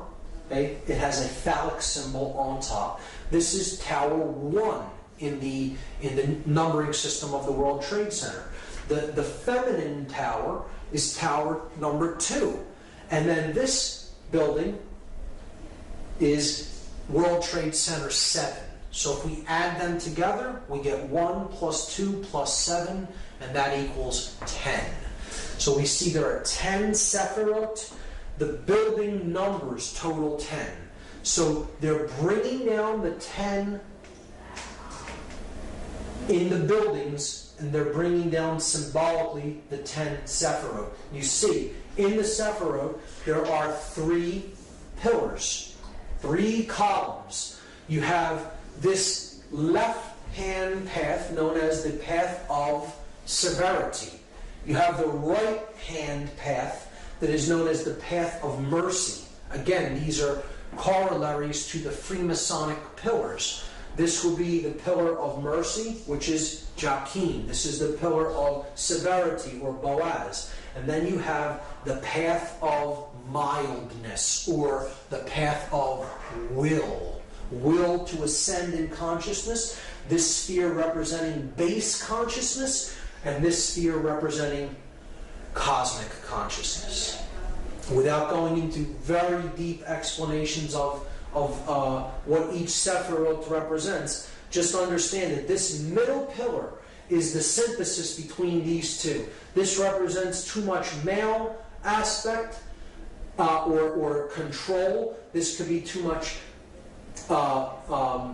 capitulation to control. You can look at it that way, with this path being severity, this path being mercy. You could look at it as this path is not being a controller and also not being a slave. It is not being a dominator nor capitulating to domination.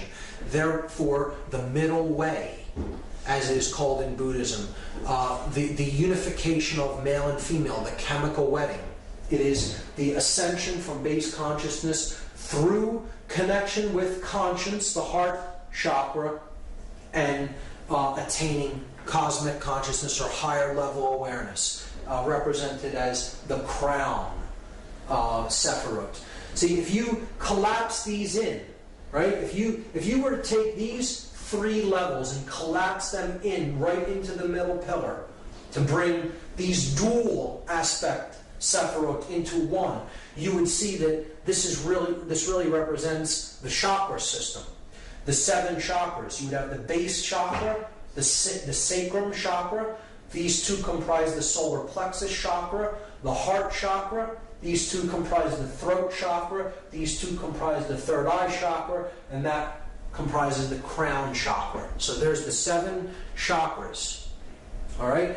And we see that would be on the middle pillar, and it would contain 7 chakras. And again, the middle pillar here is building 7. All correlates perfectly. Here are the chakras, representing the 7 planets. Up the middle pillar, the spinal column, the raising of the Kundalini energy up the spine and to the top of the head. From down here, the farthest out from the sun until we get up to the solar mind. And the earth being the heart chakra of the system. The earth and moon right in the middle. It would be the 4th of the 7 chakras. And that's what's ultimately being brought down. The consciousness is being destroyed and leveled by the leveling of these towers. Okay, so that's Kabbalah. That's the Kabbalistic aspect of the destruction of the World Trade Center buildings, the 3 pillars of the World Trade Center. The second occultic tradition, tarot, we see again the columns of Joachim and Boaz. Now, see, they're reversed in this example. They're the same way that they are in the Kabbalistic Sephirotic tree of life. But this is the male pillar, the light pillar, the pillar of mercy. This is the male pillar, because you're looking at the entrance of the temple. See, in the Freemasonic tracing board that we discussed, the light pillar is on this side because you're on the outside of the temple walking in. In this example, you're inside the temple looking toward the outside, and the goddess is seated in the temple, and she's veiled from the outside. So if you were to picture yourself walking in from behind her, right, and she's veiled, the Joachim pillar would be to your left. And that is the male pillar, and here we see the male pillar with the phallic symbol. The feminine pillar, see, it's on her right side. This one's on her left side. So you have the feminine pillar, which would represent Boaz. The masculine pillar here would represent Joachim. The middle pillar represents the goddess. Again, it's a sacrifice of the goddess. Once again, we see it happening. Here we see she's the moon goddess. She has the cross on her chest, the cross of the sun, that she carries within, that she gives birth to. Here we see that the Sephirotic tree is behind her, because Tarot, Kabbalah, and Freemasonry are aspects of occultism that must be studied in conjunction with each other to fully understand them. The goddess holds the book of truth, the Torah, the law, the truth, and it is veiled by her cloak because no one knows how the story ends. The future is still to be written. So, in ancient goddess worship traditions, this goddess was known as Tara, T-A-R-A. And this is why, as a result of this ritual, we have a war on terror. But see, it's said, when it's said quickly, it morphs, and the word phonetically becomes terror. The war on terror. The war on the goddess, the war on the sacred feminine, the war on our emotional feminine aspect, to shut down conscience and to simply follow orders, to do whatever we are commanded to do, to simply follow orders without conscience being involved. The sacrifice of the goddess, care, conscience, the sacred feminine principle of the individual. So, again, this middle pillar is the most important. It is the synthesis between the masculine and feminine energies, the other two pillars. So, the third pillar is the principle of truth, because another name for this goddess in Egyptian tradition was Ta'urt. And Ta'urt's name kind of phonetically morphed until it became Taruth. And this is where we get the word truth out of. Phonetically, the word truth comes from a derivation of this goddess's name. So she is the goddess of truth. Now this is why there is a 9/11 truth movement, because they took too big of a chance in completing the ritual when no plane had hit it. See, a plane was more likely than not scheduled to hit that building, or something was scheduled to hit that building, whether you believe it's planes or whatever you believe actually struck, or the force that was used to bring down those buildings, to me is irrelevant. The buildings did disintegrate. They were brought down, okay? And whether you believe it's controlled demolition or even a more exotic technology is irrelevant as far as I'm concerned. The buildings were brought down, and that's the main thing. And the middle pillar, which represents the goddess, it represents truth, it represents the path to higher consciousness, the unification of the masculine and feminine principles of consciousness within the individual, are being destroyed. ritualistically, symbolically. We're destroying the sacred feminine. We're destroying care. We're destroying conscience. We're destroying consciousness. We're destroying truth. Okay, that's what the ritual is about. And that is why Building 7 had to be brought down. Something went awry in the plan. Whatever was supposed to happen physically to that building didn't happen when it was really scheduled to happen, because clearly these buildings were wired with explosives well in advance of the actual ritual taking place, because that, explosions did happen from within the building and no one could have wired them on that day. So something happened and they could not take it down as they wanted to, but they would not leave the pillar up. Because if they left it there, it would symbolically represent that the will still stands. The will to ascend in consciousness. It would symbolically represent that the truth still stands. That the goddess still stands. And they could not do that. They had to complete the symbolic interpretation of this mass ritual by bringing the middle pillar down, even if nothing had appeared to strike it, and that's why they brought it down at the end of the day.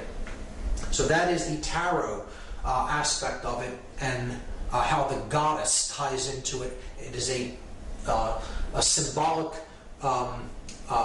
sacrifice of the sacred feminine, of the goddess, once again. And now a clear example here of the three pillars that we've already seen in the Freemasonic tracing board. Again, the masculine or solar pillar of Joachim, the feminine or lunar pillar of Boaz, and then the pillar of Jacob, Jacob's ladder, the middle pillar, the one that gets you through the stargate. Okay, it gets you to the all-seeing eye, right? The all-seeing eye, directing the entire operation. Right? Takes you past that, through the Stargate, to the realm where the true light is at, the intelligent principle of the universe. And this middle pillar is the synthesis between these two.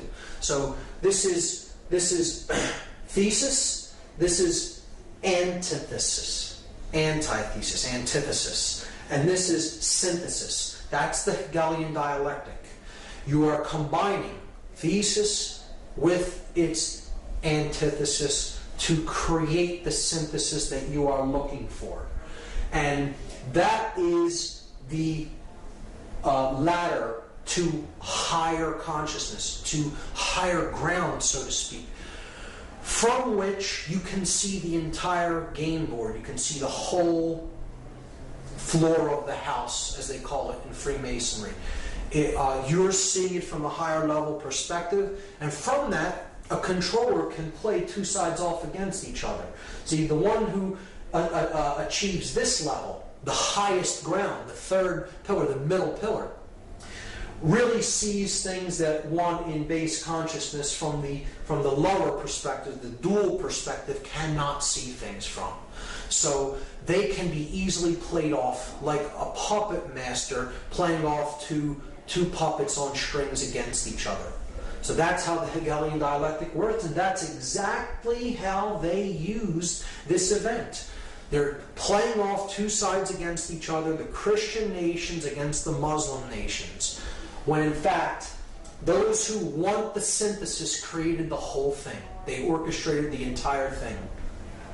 And they got their synthesis, rushing off into wars with countries that really did not have anything to do with the events of that day, because it was a highly orchestrated occultic event controlled by the hidden sorcerers from behind the scenes, and this entire operation was directed from that all-seeing eye, the Pentagon. So bringing down the middle pillar at the end here could represent, well, once a puppet master climbs up to a higher level to control two sides against each other, he has to destroy his ladder so no one can come up to reach him where he's at to discover that he's the one pulling the strings. See, in that symbolic context, that's why they destroy the middle pillar there. So in any context it works. To understand also in Freemasonry, Hiram Abiff is a representation of truth or conscience, right? He is the middle pillar here. He is the grand architect of Solomon's Temple, the greater architect. Hiram, king of Tyre, being the lesser architect, representing the square. Hiram Abiff represents this G in the middle, the grand architect. He is the grand architect for Solomon, who represents the compass on the Masonic compass and square. So he is also a manifestation of the truth that is the synthesis between the male and female aspects. See, and he's wearing a blindfold. Truth is blind. And again, it could symbolize an initiate who is initially blind, and then he gradually becomes the all-seeing guy through his ascent to the higher level of awareness. He begins on the floor of the house, blind to the light. He ends up at the all-seeing eye. Again, a symbolic understanding of consciousness as a journey from darkness into light. And this, again, is a representation of these pillars are a representation of the Temple of Solomon. And the original Temple of Solomon is the Giza complex. These pyramids are the mystery tradition's embodiment of the temple in man. That's what they were representing then. And the buildings in New York City are a rebuilding of this symbolic temple in New York City. Just like they were built in Giza, like the Temple of Solomon was built in Jerusalem, and then it was razed to the ground, and another version was built.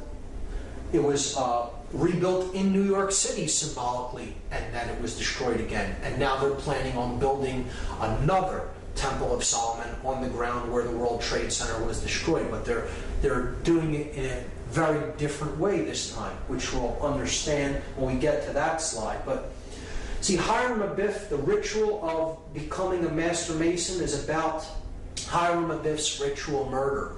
And he says that he refuses to give the secrets of Freemasonry. He refuses to give the secret word of the Master Mason. He says, I will not give it to these ruffians who are accosting me.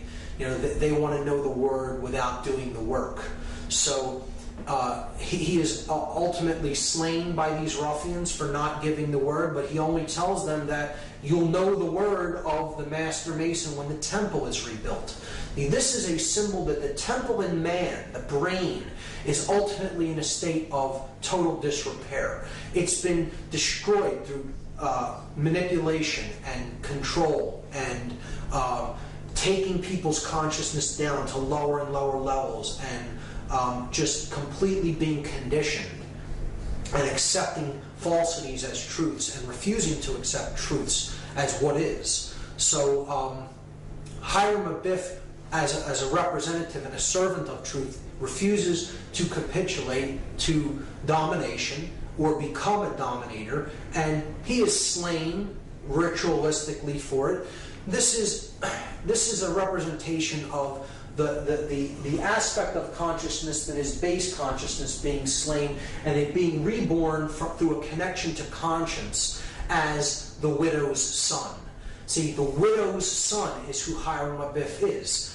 And this is the son, again, of the limbic brain, the mother aspect, the feminine aspect, who does not have a male counterpart because the reptile complex, the base brain, has been put into check by our intuitive side and our conscience. So then the male child of proper moral action, the unified neocortex, is born of the widow, the mother without the father or the virgin birth. It's the Christ story retold in a different way. The widow's son is born.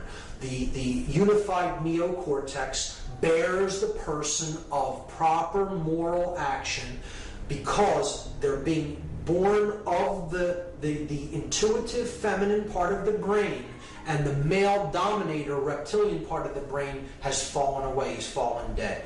Okay, so that's what the story of Hiram Abiff is about. And he's saying to the ruffians, those in base consciousness who threatened to kill him for not giving the secrets of Freemasonry, you'll know the word when the temple here is rebuilt, and the lost word of Freemasonry is equilibrium.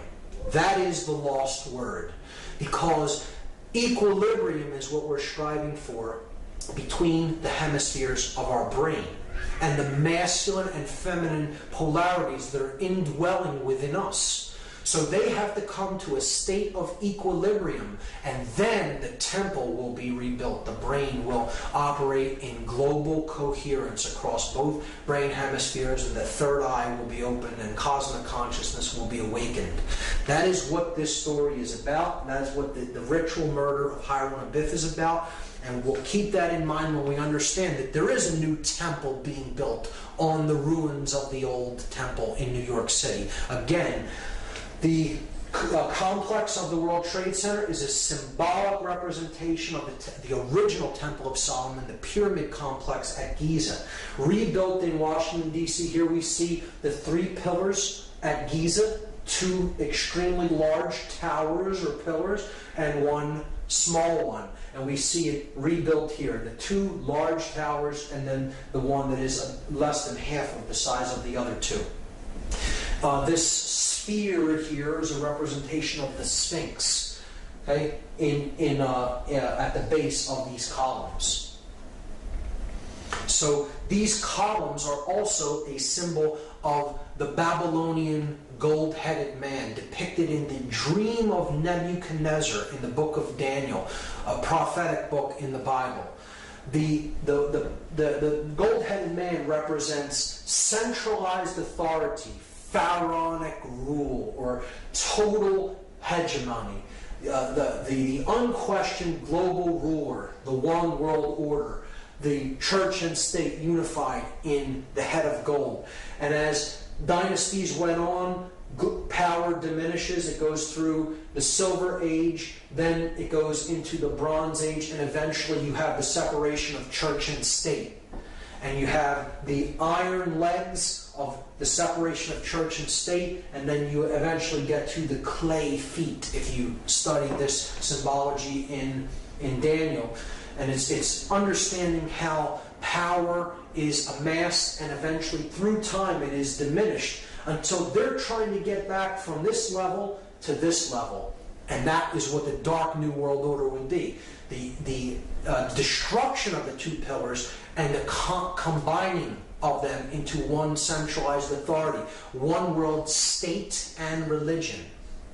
That's what the New World Order ultimately is about, the Dark New World Order. So they're destroying these 2 iron legs. They're destroying the iron legs of the Babylonian gold-headed man to try to get back to one centralized authority of church and state. These pillars could be seen symbolically as church and state being destroyed. So where do we see the concepts of church and state? We see them in tarot on the death card of the major arcana. So we see the rider, death, on the white horse, coming with the flag, the black flag that has the inverted pentagram on it, the destruction of spirit. He is running down a king, and he's getting ready to run down a pope or a priest. So this is the ruler of state, this is the ruler of church or religion, and he's running them both down, destroying church and state. And you see in the background the 2 pillars with the setting sun in the background, the light going out from the world between the 2 columns. Highly symbolic. This is a representation of the new temple that they're building. In place of where the 2 pillars stood, they're planning on erecting one from where the 2 stood. The thesis and antithesis destroyed, the synthesis is created. The phallic symbol, the one male phallic symbol, erected in place where the symbols of church and state symbolically once stood. You know, obviously they weren't buildings that really represent that, but they're symbolic analogs to these concepts. And putting the 1 pillar up in the place where the 2 stood is the rebuilding of the destroyed Temple of Solomon in New York. The sun and the moon, and now only the sun or phallic symbol. The male tower remains. That is what 9/11 was about. 9/11, incidentally, the Freedom Tower is what that building is going to be called, and it's scheduled for completion in the year 2012. I'm sure to correlate with other dark prophecies of apocalypse or Armageddon, and which isn't what I see 2012 as being at all. I see it really being the birth of consciousness, because they're not able to put consciousness down. Their ritual failed. There is hope in the fact that the Building 7 stood, and they had to bring it down and essentially screwed up the entire thing by really making people come online and understand that this was an inside job and this was an occult ritual by bringing down that middle pillar when nothing had hit it. So that was the ultimate mistake in this whole ritual enactment, and as far as I'm concerned, they did not fulfill the agenda that they were trying to fulfill by this ritual being enacted. Instead, they initiated a great awakening within the human population. As the researcher Michael Tessarian is fond of saying, did 9/11 shake us up, or did it? So now, just as we did with the reverse of the Great Seal on the back of the $1 bill, I'm going to examine the gematria, the occultic numerology involved in the 9/11 event. These are the numbers of the 3 flights that struck these 3 buildings. The North Tower was struck by Flight 11, the South Tower was struck by Flight 175, and the Pentagon was allegedly struck by Flight 77. Now, there is another flight that was involved on that day that crashed in Shanksville, Pennsylvania by an unknown act of will, shall we say. And this was Flight 93, and it is my contention that Flight 93 was indeed headed for World Trade Center number 7, Building 7 of the Trade Center, not to Washington, D.C., as is claimed. And this, to me, makes much more sense than it heading toward Washington, D.C., because I believe it was there to strike a building that had already been wired to allegedly collapse, as the 2 twin towers were, and that was Building 7. And the flight not making it to that building meant that they had to make a decision about whether to pull that building or to allow it to stand, and we know what they chose. So I'm going to place 93 over Building 7, and at first this would seem like a very arbitrary arrangement of numbers, and that these numbers don't have any commonalities to them, until we begin to perform gematria upon them. And then we see a very clear pattern emerge. So, I'm going to leave 11 as is for now, and I'm going to reduce or add these 2 numbers together and get a total. So 9 plus 3 is 12. 1 plus 7 plus 5 is 13, and 7 plus 7 is 14. So now, the 4 of the floor planes, we have a clear pattern. We have the pattern 11, 12, 13, and 14. And we can further reduce those down to 1 digit. We add 1 plus 1 and we get 2.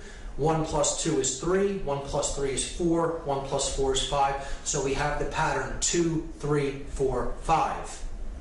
When we add those together, 2 plus 3 plus 4 plus 5, we get the total 14. And again, there's that symbolic number again that totals 5, that is about the 5 elements: earth, air, water, fire, and spirit. But it is the separation of them, the 1 and the 4, the spirit and then the 4 elements. This is the 14th level of that pyramid, where the light is at, the 13 levels of stone, and then the light at the top, the 14th level. So look at the 9/11 date, 9/11/2001. You add up all of these numbers, 9 plus 1 plus 1 plus 2 plus 1 in 2001, and you get 14 again. So not only is it the date, it's the powers that did the act.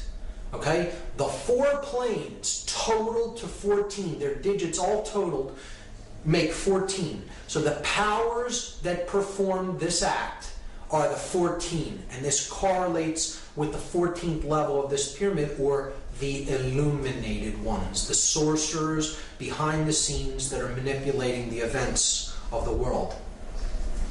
So we have this arrangement on the building: 77 at the Pentagon, 11 at the North Tower, 175 at the South Tower, 93 at Building 7. If we add the two planes that struck these towers together, we get the number 186. 175 plus 11 is 186. Now, these are the planes that struck the twin towers, the North and South Tower.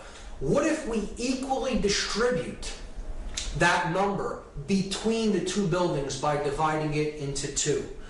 186 divided by 2 is 93.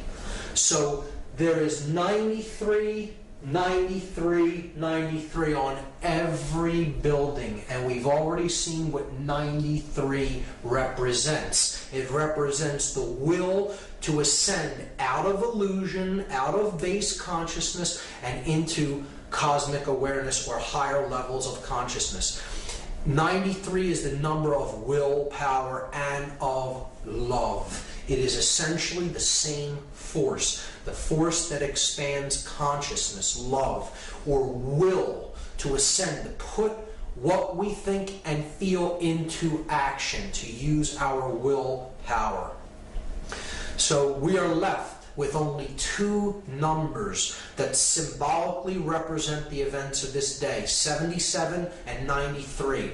And these are two extremely significant occult numbers in numerology, because they represent two completely different concepts. And we have to look at these two numbers as they relate to a third number, the number 777, which we've already seen is the number of God, or completion, or perfection. We saw that earlier. The 7 chakras, the 7 planets that can be seen with the naked eye, tripled for the 3 aspects of consciousness, unified as one to total 3. Again, it's the number of God, the number of completion, or the number of perfection. 93 in relation to this number 777. Just like 777 totals 21, which totals 3, 93 totals 12, which reduces to 3. So they equal the same thing, which means they equal the same. They mean the same thing. So love is 93. Will is the concept of 93. It is the number of ascension. So all of these ideas are the same. They mean the same thing. In gematria, when numerological additions total the same value, the words that they represent really mean the same thing. So 93 is 777, is love, is will, is ascension, is God, is completion, is perfection. These are all the same concept. The number 77 is very significant. It is the 14. It is the dark aspect of that light in the triangle, the ego, the all-seeing eye that is identified with building that pyramid upward, the physical form, the physical world, ruling, control, sorcery. It is the force of chaos. The number 77 represents chaos in all forms of occultism. It represents the sorcerer. It is the sorcerer's number. And it is the number of the beast in disguise. Why is that? Because if you fail, even if you succeed in one of the other two aspects of consciousness, in thought and emotion but not action, or in thought and action but no emotion, in the example of a sorcerer, has no emotion, or even in emotion and action but with no thought, that is base consciousness. That is the beast. You have not arrived at the 777. You have only arrived at the 77, which is 2/3 of completion, or it is 14 out of 21, 2/3, right? And this reduces in decimal to 0.666, repeating. So it is the number of the beast in disguise. The sorcerer is the beast. And this is encoded on the 3rd degree tracing board of Freemasonry. Here you see the tools that slayed Hiram Abiff. He is finally struck with the mallet, representing ignorance, the light going out, the third eye being struck, put into the coffin, okay? The coffin is the spirit, where Hiram Abiff, the HHH, hey in Hebrew, representing 555, Hiram Abiff's number. He is in his coffin because he is the spirit, he is the truth, he is the light, and he is the skull and bones is placed on top of the coffin, symbolic of the sorcerer. The sorcerer who conquers his spirit, so that the skull, cleverness, thought and cleverness, left brain cleverness, plus the will to act, reigns over the spirit. The sorcerer has cleverness, he has the will to put his cleverness into action, but he has no conscience. The conscience is entombed in that coffin. And an individual such as this is headed west. They are headed toward the realm of darkness and death, to the west, not toward the realm of light, to the east.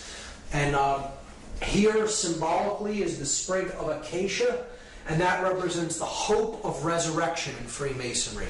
So this is the hope that one who has destroyed their own spirit through their usage of their intellect and their will to act in an egoic fashion may indeed still be able to resurrect the spirit and come to a place of moral uprightness and conscience. So that is what this tracing board represents, and it is the 3rd degree tracing board. It is saying you may now be initiated into some of the mystery, into some of the knowledge, but you must use that with spirit intact and not use it as a sorcerer.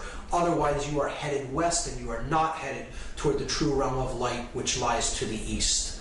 And I think that's a great allegorical explanation for morality.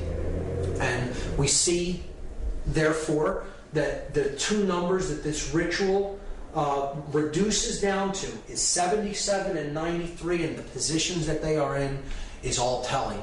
The purpose of the ritual is so that the sorcerers that are consider themselves the all-seeing eye of consciousness, okay, are destroying others' ability to find truth, to give birth to conscience, and to rise in consciousness. And they're destroying that ladder to the higher realms of consciousness. Or if we replace 77 and 93 with their symbolic analog, 77 the number of the beast in disguise, 93 another variant for 777 the number of God. Look at what this ritual is really about symbolically. It is about the beast reigning above God, the beast becoming God and destroying God. That's what it's ultimately about. That's how dark this ritual really is. It is about the ego and illusion conquering the spirit and conquering higher consciousness. We can see that it is encoded in the date itself. 9/11 reduces to 9/2. We're just adding the two ones together. And there we have symbolically the entire ritual encapsulated in the name. 9/11 is 92. See, it is not 93. It's one short of love, of ascension, of will, of God. It is falling short of the divine. That's what this whole event was about. That the idea that human will is falling short, and now the time of the beast is upon us. See, 92 out of 93, falling short of love, will, ascension, God, is reduces to 11 out of 12, which reduces to 2 out of 3, which again is the number of base consciousness. It is the number of the beast when it is reduced to its decimal format. And that's what the whole ritual of 9/11 was ultimately all about. It is about the destruction of the ladder to God, bringing down the Kabbalistic tree of life, the 10 Sephirot, 1, 2, and 7, bringing them down to destroy the ladder with which we can use to ascend in consciousness. It is about the destruction of the truth and the goddess, a human sacrifice ritual. Those people were ritualistically sacrificed in this evil doing. And it is about the destruction of the sacred feminine, of care, of truth. Another ritual to immolate the goddess of care. The goddess that represents the earth, Terra. Again, you hear politicians say, if you are not with us, you are with the terrorists. Tara, the goddess, the Mother Earth. Terra is the name for earth. If you're not with us, you're with those who side with the earth and the Mother Goddess, right? And it was also used to create the Hegelian dialectic, the bringing down of thesis and antithesis to create synthesis, the sorcerer's middle pillar. That's what the event of 9/11/2001 was all about. An occult ritual to bring about the dark, modified version of the Hegelian dialectic. Chaos, confusion, opportunity. General Douglas MacArthur talked about the Hegelian dialectic. He said, our government has kept us in a perpetual state of fear, kept us in a continuous stampede of patriotic fervor with the cry of grave national emergency. Always there has been some terrible evil at home or some monstrous foreign power that was going to gobble us up if we did not blindly rally behind it. Create the chaos. Get the confused, fearful reaction, and then that's your opportunity to offer the solution that you had in waiting. Hermann Goering perfectly understood this, one of the highest ranking officials of the Third Reich, the Nazi regime. He said, naturally the common people don't want war. Neither in Russia, nor in England, nor for that matter in Germany. That is understood. But after all, it is the leaders of the country who determine the policy. And it is always a simple matter to drag the people along, whether it is a democracy, a fascist dictatorship, a parliament, or a communist dictatorship. Voice or no voice, the people can always be brought to the bidding of the leaders. That is easy. All you have to do is tell them they are being attacked and denounce the peacemakers for lack of patriotism and exposing the country to danger. It works the same in any country. And that is what we saw on 9/11. Except it wasn't just telling the people that they were attacked. This is what Hitler did. Hitler burned his own Reichstag building, the German parliamentary building in Germany. And he blamed it on the communists, even though his Gestapo really did the fire. They lit the fires at the Reichstag, and he blamed it on the communists as an act to assert more political power and be appointed as Supreme Chancellor. Goering was describing the Hegelian dialectic exactly. Benjamin Franklin made this statement: those who would give up essential liberty to purchase a little temporary safety deserve neither liberty nor safety. And we have neither as a result of going along with this witch hunt and this hunting for the boogeyman that perpetuated 9/11, because Middle Eastern terrorists did not do this event.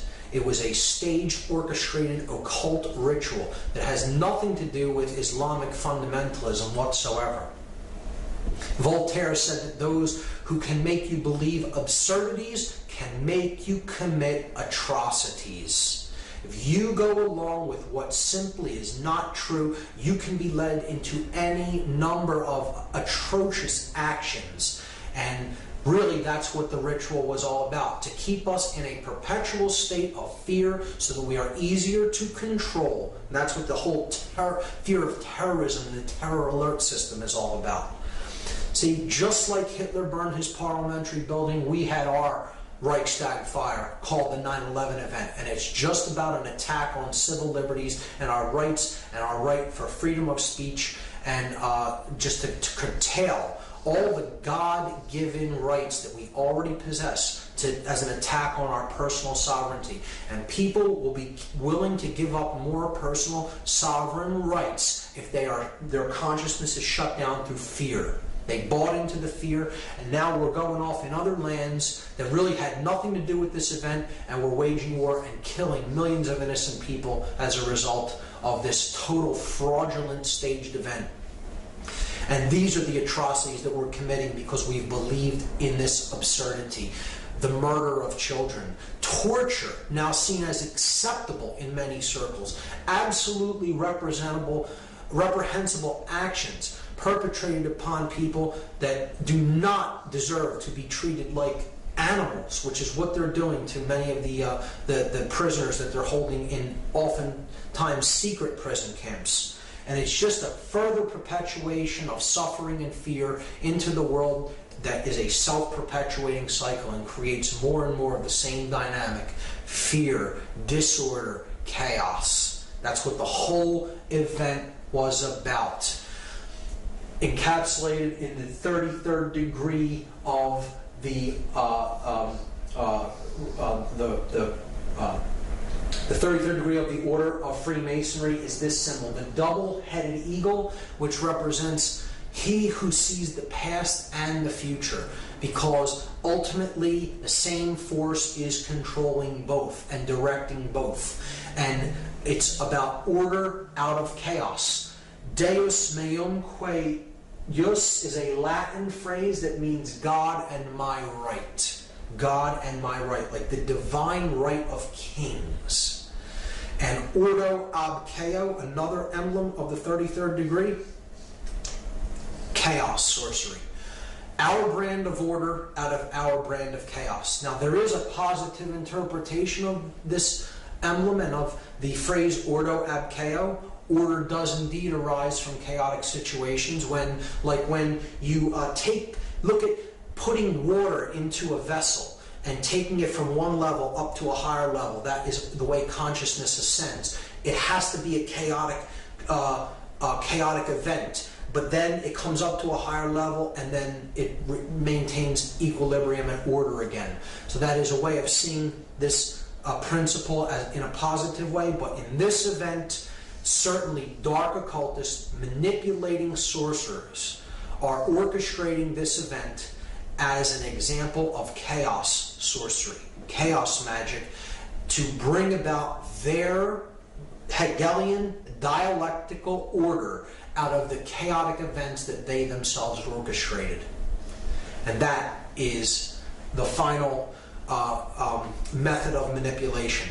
So now, the last thing I'm going to do in part 2 is talk about what is the globalist esoteric agenda. What is the ultimate agenda that the globalists want to see brought about? Why are they doing all of these things? Why all of this manipulation and mind control? What is the end game? What is the end result of what they're trying to accomplish? What is their agenda? And J. Edgar Hoover, former FBI director, made this statement: the individual is handicapped by coming face to face with a conspiracy so monstrous he cannot believe it exists.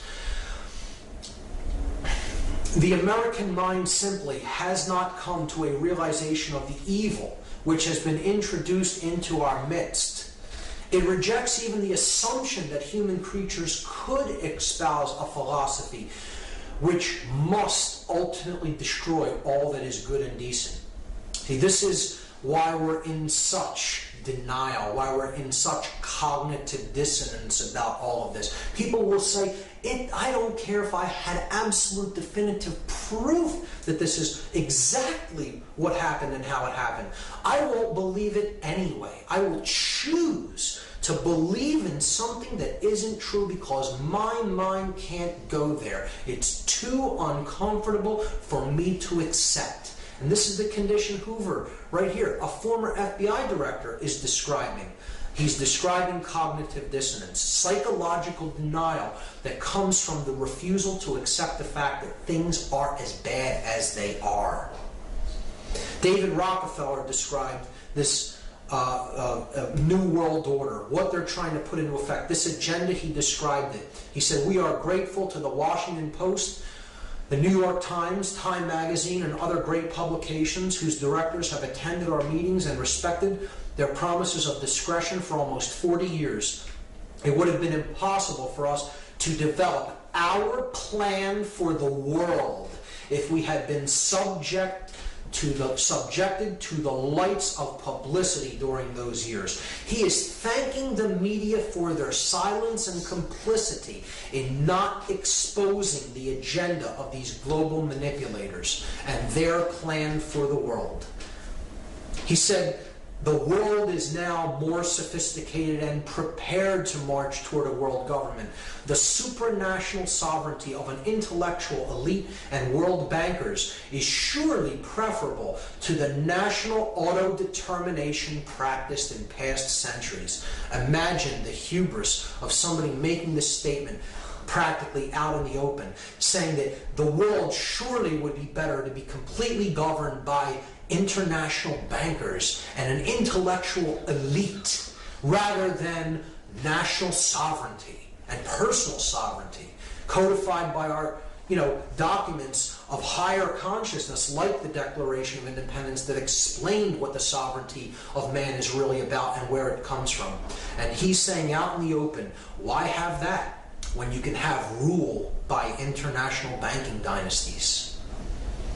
This is what the agenda is all about. The elite want to get back to the Babylonian gold-headed man.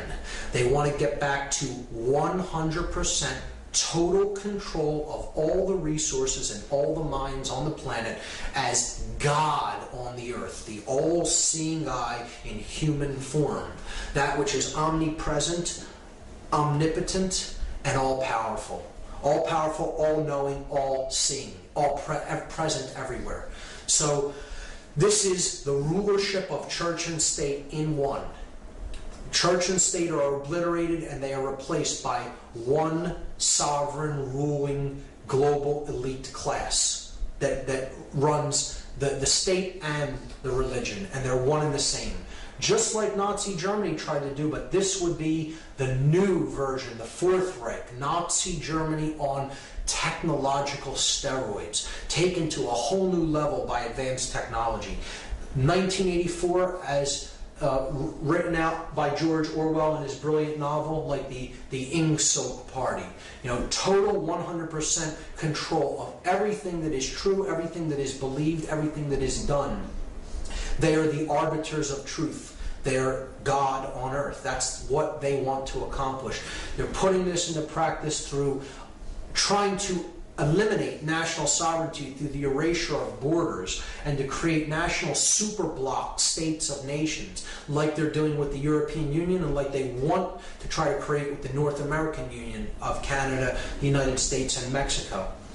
Their plans for this have been slowed, but I think they're going to use the economic crisis to try to put them into a more forward state of advance. They want a world mercenary army to control the population of any dissenters. They want a world central bank. They want a microchipped population from which resources, food, money can all be controlled by a globally networked computer that they control, so they know where all finance, where all currency is flowing, and can take anybody out of the loop for not going on with their along with their agenda at any given time, and then they would have no ability to take part in any commerce in any way. The mark of the beast, so to speak. A total surveillance grid, a technological surveillance state. Big Brother is watching you, getting us used and acclimatized to always being on camera, always our actions always being watched further and further centralization of control, and further people policing themselves. That's what they ultimately want. The destruction of the sacred feminine aspect of our consciousness, our emotions, through the numbing out of our emotions, through our food and medicine, particularly the overprescribed antidepressant SSRI drugs, a total state of left brain prisonhood in which people become more and more controlling and dominant toward the left brain, even females, and they become subservient to those of higher levels above them. So a race of masters and slaves. A continuing human sacrifice through endless conflict and war, wherever they choose to do it, to decrease the surplus of anybody's daily produce, and to keep the blood of human sacrifice flowing into the earth. They believe that they have to continuously sacrifice people. This goes back to the ancient rites, where the ancient priest class, this demonic priest class, would actually believe that they had to keep blood flowing in human sacrifice for the sun to make its journey across the sky each day. It's that level of perversion and sickness in this occultic ideology that wants and desires to have endless human sacrifice through war.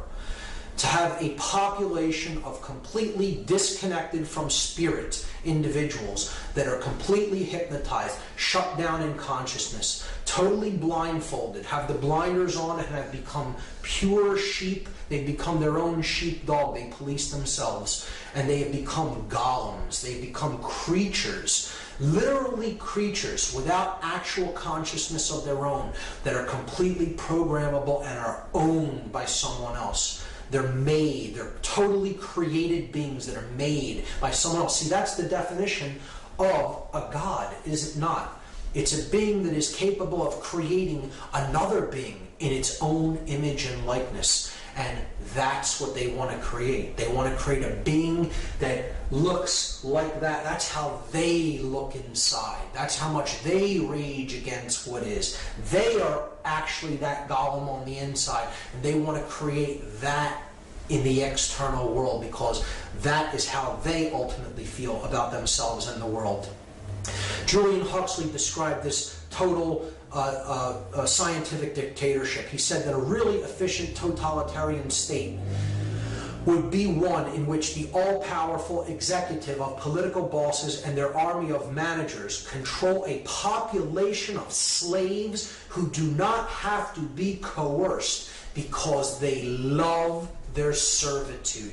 This is a person who studied eugenics and mind control, and he was explaining what the New World Order that they're trying to build really is. Slaves that love their enslavement because they have become so dependent on the big daddy state. What this all boils down to, once again, the New World Order is about human enslavement. It is about slavery, a society of perfect evil. Perfected evil is the state when every being in a society is both simultaneously a master and a slave. They have subordinates under them, which they dominate, push around, and are masters of, while simultaneously they follow orders from an elite class above them, and so they are subjugated and enslaved to a hierarchy above that. And it just goes on and on up the chain. No one is free in a society of total human enslavement, no matter how high they are on the hierarchy, because ultimately you can get to the highest level in a physical body and physical form, and ultimately they are serving the dark force of consciousness.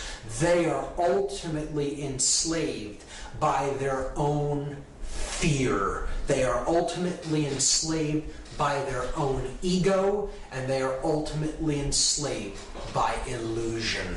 The belief that you can or have a right to attempt to control anyone or anything outside of your own thoughts, your own emotions, and your own actions, because that's the only thing you have any right to control, and that's the only thing you can control. Everything else is an illusion, and if you attempt to control, you are ultimately enslaving yourself. There is no such thing as control in the three-dimensional reality. There is no such thing as authority here in this realm. Authority does not exist in this realm. There is only one authority, and no man is it. This system, this new world order, is destined to fail for that very reason. You cannot go against what is. You cannot expect to stand up to the force of creation and win. Plato made this statement: the price that good men pay for their indifference to public affairs is to be ruled by evil men. So we may get ourselves into a deep mess of things and eventually end up being ruled for a time by these tyrants, by these controllers, by these sorcerers. And if that occurs, that will only be for one reason.